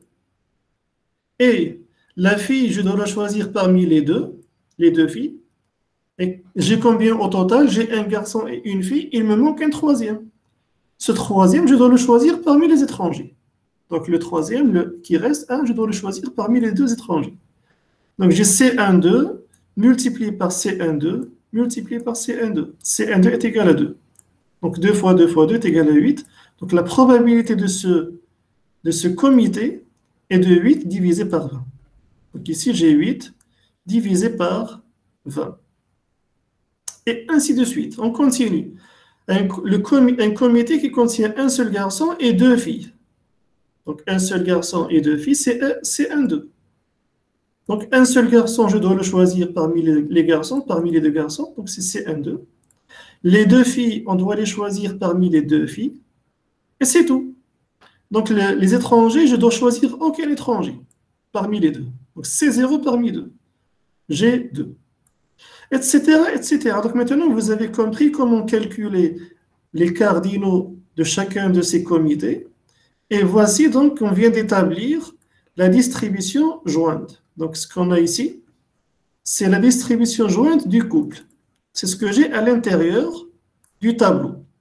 Ça fait? Donc le couple 0, 0, sa probabilité jointe est de 0. Le couple 0, 1, sa probabilité jointe est de 2 sur 20. Le couple 0, 2, sa probabilité jointe est de 2 sur 20, etc. Donc ce que j'ai à l'intérieur du tableau. Maintenant, la question suivante. La question suivante, c'est de calculer les distributions marginales de x, donc la distribution marginale de x et la distribution marginale de y. Comment on obtient les distributions marginales? Il suffit d'additionner les éléments des lignes et des colonnes. Donc on reprend notre table de contingence. Si on additionne la première ligne, première probabilité plus la deuxième probabilité plus la troisième, j'ai 0 plus 2 divisé par 20 plus 2 divisé par 20. C'est égal à 4 divisé par 20. On peut maintenant simplifier. 4 divisé par 20, c'est la même chose que 1 sur 5. Ça fait donc, nous avons calculé la somme des probabilités de la première ligne. On passe à la deuxième ligne. Donc j'ai la première probabilité jointe, c'est 2 divisé par 20, plus 8 par 20, plus 2 par 20. C'est-à-dire, 2 plus 8, c'est 10, plus 2, ça fait 12. 12 divisé par 20, 12 divisé par 20, c'est égal à 3 cinquièmes. Dernière ligne, on doit additionner les probabilités. 2 divisé par 20 plus 2 divisé par 20, c'est 4 par 20. Et si on simplifie, on obtient 1 cinquième. Donc, on vient de calculer maintenant les probabilités marginales de x. Donc, 1 cinquième, c'est la probabilité de x égale à 0. Ça fait 3 cinquièmes, c'est la probabilité que x soit égal à 1. 1 cinquième, c'est la probabilité que x soit égal à 2. Donc, qu'est-ce qu'on a ici? J'ai x, et les probabilités marginales de x, c'est la distribution marginale de x. Donc, on peut les résumer de cette manière, dans ce tableau. La distribution marginale de x, on prend les variables de x, 0, 1, 2, 0, 1, 2, et je prends la probabilité marginale que j'ai ici sur la marge. 1 cinquième, 3 cinquièmes, 1 cinquième. 1 cinquième, 3 cinquièmes et 1 cinquième. Et regardez, la somme des probabilités marginales est bien égale à 1. Donc le 1 que vous avez ici, le 1, c'est la somme des probabilités jointes et c'est également la somme des probabilités marginales. Donc le 1 que vous avez ici, c'est aussi la somme des probabilités marginales. Maintenant, pour y, on va faire la somme des probabilités sur les colonnes. 0 plus 2 sur 20 plus 2 sur 20, c'est 4 sur 20. Après simplification, ça devient 1 cinquième. 2 plus 8 plus 2, 12 sur 20. Et 12 sur 20, après simplification, c'est 3 cinquièmes. Et dernière colonne, 2 sur 20 plus 2 sur 20, c'est 4 sur 20. Et 4 sur 20, c'est 1 cinquième. Donc ici, en fait, le 1 cinquième, c'est la probabilité que y soit égal à 0. 3 cinquièmes, c'est la probabilité que y soit égal à 1. Et le 1 cinquième, c'est la probabilité que y soit égal à 2. Donc ici, qu'est-ce qu'on peut? On peut isoler la distribution marginale de y. Voici les modalités de y, 1, 0, 1, 2. Et la probabilité de 0, c'est 1 cinquième. Voilà. Probabilité de 1, c'est 3 cinquièmes. Et la probabilité de 2, c'est 1 cinquième. Vous voyez bien que pour ces deux distributions marginales, on a simplement utilisé les marges.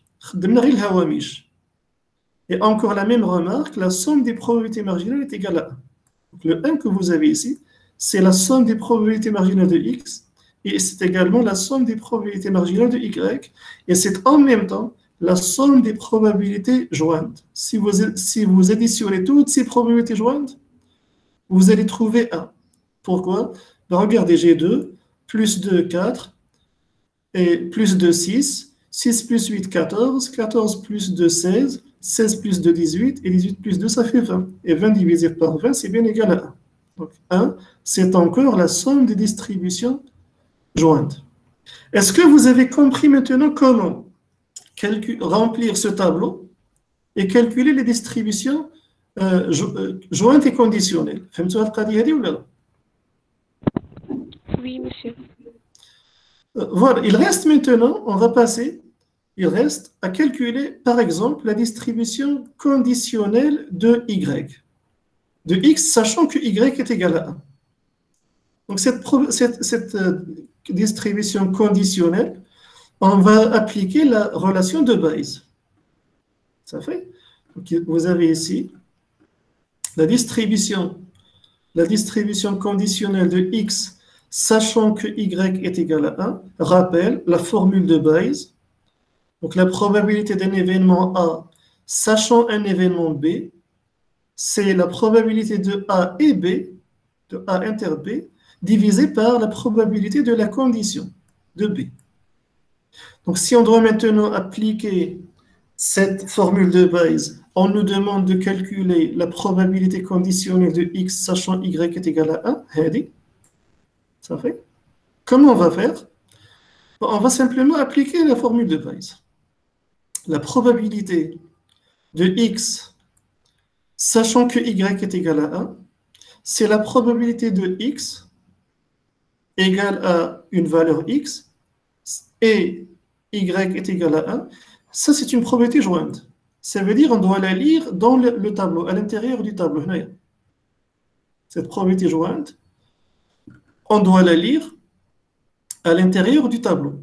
On va simplement fixer comme condition y est égal à 1. Ça veut dire qu'on doit se mettre sur la colonne de y est égal à 1, sur cette colonne. C'est ici qu'on doit chercher les éléments qui nous intéressent. Et qu'est-ce qu'on va faire? On va donner à x des valeurs. X égale à 0, x égale à 1 et x égale à 2. Donc ici, j'ai écrit dans le cas général, x est égal à petit x. Petit x, regardez, il change de 0, 1 et 2. Ça fait? Et qu'est-ce qu'il reste à faire? À chaque fois que j'ai la probabilité du couple, je dois la diviser par la probabilité de la condition. La condition, c'est y égale à 1. Et donc, si on va chercher la probabilité de y est égale à 1, c'est une probabilité marginale. Ça fait? Donc, je dois la chercher ici. Donc, je viens dans la probabilité de y égale à 1, c'est égal à 3 cinquièmes. Donc, à chaque fois, je dois diviser ici par 3 cinquièmes. Donc, regardez qu'est-ce que j'ai écrit ici. On sait, d'une part, que probabilité de y égale à 1 est égale à 3 cinquièmes. Comment on le sait? On le sait selon la distribution marginale de y. Je n'ai pas un x, x. Donc ce n'est pas une distribution jointe, c'est une distribution marginale, parce qu'il y a une dérivée. Et qu'est-ce qu'on sait d'autre part? On sait que la probabilité du couple x et y, on peut les lire, sachant que ici, regardez, x est égal à 1, donc on n'a pas le droit de lire en dehors de la colonne y égale à 1. Parce que maintenant, on a fixé y à 1. Donc, je ne peux pas lire les valeurs en dehors de cette colonne. Maintenant, qu'est-ce qu'on a le droit de faire? On a juste le droit de changer les valeurs de x. X peut prendre la valeur 0, 1 et 2. Mais la valeur de y est fixée à 1. Donc, qu'est-ce qu'il reste à faire? Donc, on va à chaque fois, donc la probabilité de x égale à x et y égale à 1, c'est la colonne de y égale à 1. Pour les différentes valeurs de x, on va simplement changer la valeur de x. Donc, ceci pour donner la loi du couple xy. Mais qu'est-ce qu'on va faire? Si x est égal à, on va calculer directement cette probabilité conditionnelle. On va à chaque fois regarder la formule. La probabilité conditionnelle de x, sachant que y est égal à 1, c'est la probabilité du couple divisée par la probabilité marginale de y égale à 1. À chaque fois, on doit diviser par la probabilité de y égale à 1, et cette probabilité est égale à 3 cinquièmes. Vous voyez, à chaque fois, j'ai divisé ici par 3 cinquièmes. 3 cinquièmes et 3 cinquièmes. Pourquoi? Parce que ça, c'est la probabilité de y égale à 1, selon la formule de Bayes. Qu'est-ce qui reste? Il reste maintenant à calculer la probabilité de x, sachant que de x et y égale à 1. Donc, lorsque x est égal à 0, donc là, on doit rester dans la colonne des 1. Lorsque x est égal à 0, donc la probabilité du couple 0 et 1, c'est 2 divisé par 20.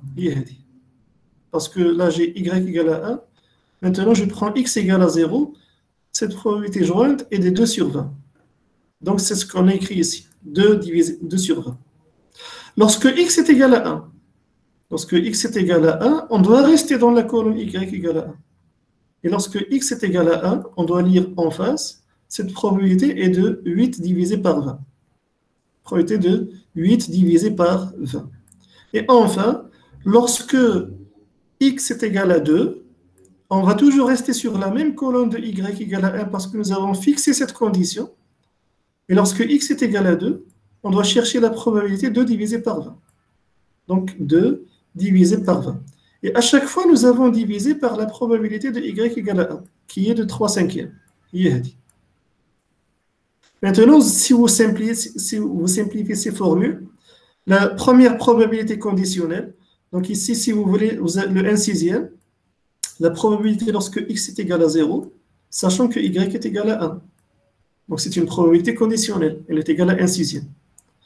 Lorsque x change de valeur, lorsque x est égal à 1, sachant que y est toujours égal à 1, cette probabilité est égale à 1 à 4 sixièmes. Et lorsque on change de valeur, y ne change pas de valeur, c'est toujours égal à 1. Donc lorsque x est égal à 2, j'ai une probabilité de 2 sur 20 divisé par 3 sur 6. Et vérifiez encore une fois, lorsque vous additionnez les probabilités, vous aurez toujours une somme égale à 1. Ça fait, lorsque les probabilités sont conditionnelles, marginales ou jointes, la somme des probabilités est toujours égale à 1 par définition. Et on la vérifie dans les trois cas. Pour les lois conditionnelles, marginales et jointes. Regardez. Et si vous avez 1 sixième plus 4 sixièmes plus 1 sixième, c'est bien égal à 1. Est-ce que vous avez compris maintenant comment calculer ces lois jointes, marginales et conditionnelles? Ce qui pose peut-être problème le plus simple. Donc, c'est comment remplir ce tableau. Dans ce tableau, vous avez simplement deux. Vous avez à l'intérieur, c'est la distribution jointe. Sur les marges, vous avez les distributions marginales. Et ce sont ces deux lois, jointes et marginales, que j'utilise dans la formule de Bayes. On divise la jointe par la marginale pour obtenir la conditionnelle. Et c'est cette formule qui m'a permis de calculer la distribution conditionnelle. Ça fait? Est-ce que c'est clair pour tout le monde, cette notion de couple maintenant? Est-ce que ça commence à devenir clair?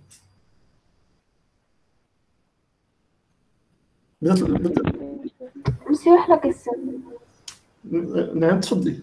هذاك probabilité jointe. ملي كنعرفوا لا probabilité conditionnelle ياك. باش كنعرفوا jointe. صافي نعرفوا conditionnelle. Voilà, donc en fait, la probabilité conditionnelle, on ne peut pas la lire dans le tableau directement. On ne peut pas lire la probabilité conditionnelle directement dans ce tableau. Dans ce tableau de contingence, on peut lire directement la probabilité jointe, celle qui se trouve à l'intérieur, et les probabilités marginales. Mais je ne peux pas lire directement la probabilité conditionnelle. Pourquoi? La probabilité conditionnelle, on doit d'abord la calculer selon la formule de Bayes. Probabilité conditionnelle. Il faut diviser la probabilité jointe par la probabilité marginale. La probabilité marginale de la condition. Et quelle condition? Regardez ici, nous avons fixé y égale à 1, la condition. Donc on doit fixer y égale à 1. Donc on doit chercher les valeurs qui m'intéressent pour calculer cette formule dans cette colonne des 1, parce que j'ai fixé y égale à 1. Si maintenant je fixe une autre condition, si j'avais y égale à 2, donc on doit fixer la condition y égale à 2, on doit utiliser ces valeurs pour calculer la probabilité conditionnelle. Ça fait? Donc pour répondre à votre question, probabilité conditionnelle, marginale et jointe, ce sont trois choses totalement différentes l'une de l'autre. Il y a une relation.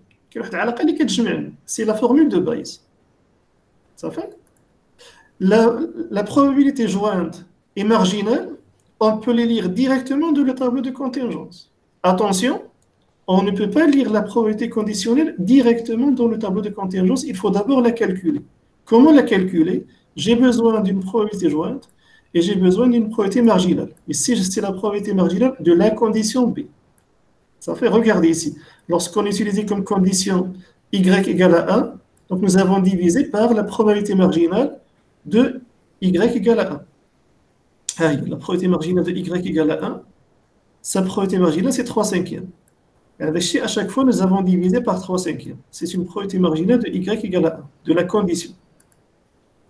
Il reste à chercher la probabilité jointe. Donc, on doit simplement, puisque j'ai fixé comme condition y égale à 1,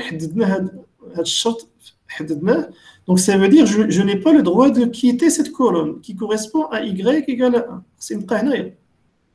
Et donc, c'est à ce niveau que je dois lire les probabilités jointes. Les probabilités jointes, je dois les lire dans cette colonne. 2 sur 20, 8 sur 20 et 2 sur 20. C'est ce que j'ai utilisé ici. 2 sur 20, 8 sur 20 et 2 sur 20. Et si vous simplifiez ces calculs, le résultat, donc la probabilité conditionnelle, sachant que y est égal à 1, c'est 1 sixième, 4 sixièmes, 1 sixième, bien sûr avec un total égal à 1. Ça fait job, c'est Oui, monsieur. Donc, ce qu'il faut faire maintenant, donc il faut reprendre de manière accélérée tout ce que nous avons vu et le refaire chez vous.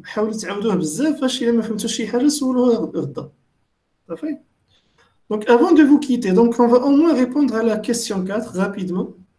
En fait, on vous dit, est-ce que les variables x et y sont-elles dépendantes ou non? X et y sont-elles indépendantes? Qu'est-ce que signifie dépendant ou non? En fait, la réponse se trouve directement ici. Je vous donne la réponse directement. Donc ici, j'ai d'une part la probabilité marginale de x. On a déjà calculé.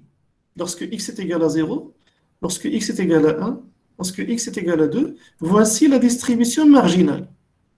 Ça fait, on a trouvé 1 cinquième, 3 cinquièmes et 1 cinquième. Et la distribution marginale de x.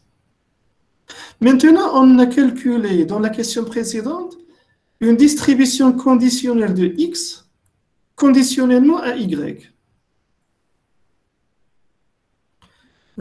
Est-ce que... Donc, normalement, je crois... Voilà. Donc, maintenant, regardez. Lorsque, normalement, on aurait dû faire... j'aurais dû... Vous pouvez faire ça à titre d'exercice. Le mieux, ça aurait été, mieux de calculer la probabilité de x conditionnellement à y égale à 0, à y égale à 1 et à y égale à 3. Ça veut dire dans ce tableau, il vaut mieux ajouter 2 autres colonnes. Je vous laisse le faire pour demain à titre d'exercice. Vous allez calculer dans une deuxième et dans une troisième colonne une probabilité conditionnelle. Mais ici, en fait, au lieu de calculer pour y égale à 1, vous allez le faire conditionnellement à y égale à 0 et à y égale à 2. Ça fait? Normalement, qu'est-ce qu'on doit voir? Si la réponse elle se trouve ici. Donc, normalement, lorsque change la condition, la probabilité de x ne doit pas changer.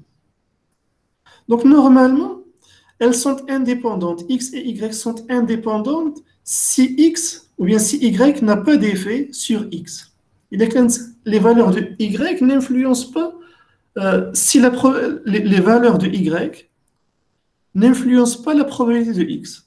إذا كان الاحتمال ديال X ما كيتأثرش بالقيم ديال Y, alors elles sont indépendantes.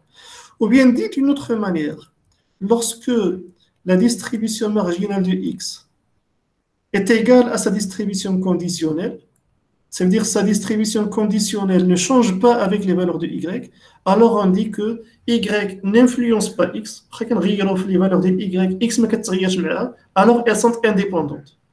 Mais maintenant, si à chaque fois que vous changez la valeur de Y, la condition, si à chaque fois que vous changez la condition, la probabilité conditionnelle change, c'est qu'elles ne sont pas indépendantes. C'est que l'une influence l'autre. On peut le faire de deux manières, au moins de deux manières. Ou bien, je dois calculer toutes les distributions conditionnelles pour y égale à 0, pour y égale à 1 et pour y égale à 2. Si ces probabilités conditionnelles ne changent pas, c'est qu'il y a indépendance. Il y a ولكن البروبابيليتي ما كتبدلش عليه راه مستقلين. Si maintenant, à chaque fois que vous changez la condition, la probabilité change, c'est qu'elles sont dépendantes. Ou bien on peut le voir d'une autre manière. D'une autre manière. Si la probabilité marginale est égale à la probabilité conditionnelle, ça veut dire qu'elles sont indépendantes. Et là, quand la probabilité marginale, si elle est égale à la probabilité conditionnelle, alors elles sont indépendantes. Mais regardez, ce n'est pas le cas ici. Est-ce que la probabilité marginale de x, est-ce qu'elle est égale à sa probabilité conditionnelle? Elles sont différentes. 1 sur 5, 1 sur 6. 3 cinquièmes, 4 sixièmes. Donc, les distributions marginales de x et sa distribution conditionnelle, elles sont différentes. Regardez, la distribution marginale de x étant différente de la distribution conditionnelle de x, sachant que y est égal à 1, alors on conclut que les variables sont dépendantes. Ça veut dire, en fait, cette condition, elle a influencé la distribution de x. La condition, lorsque nous avons inséré cette condition sur x, nous avons influencé la probabilité marginale de x. Donc, elles sont dépendantes.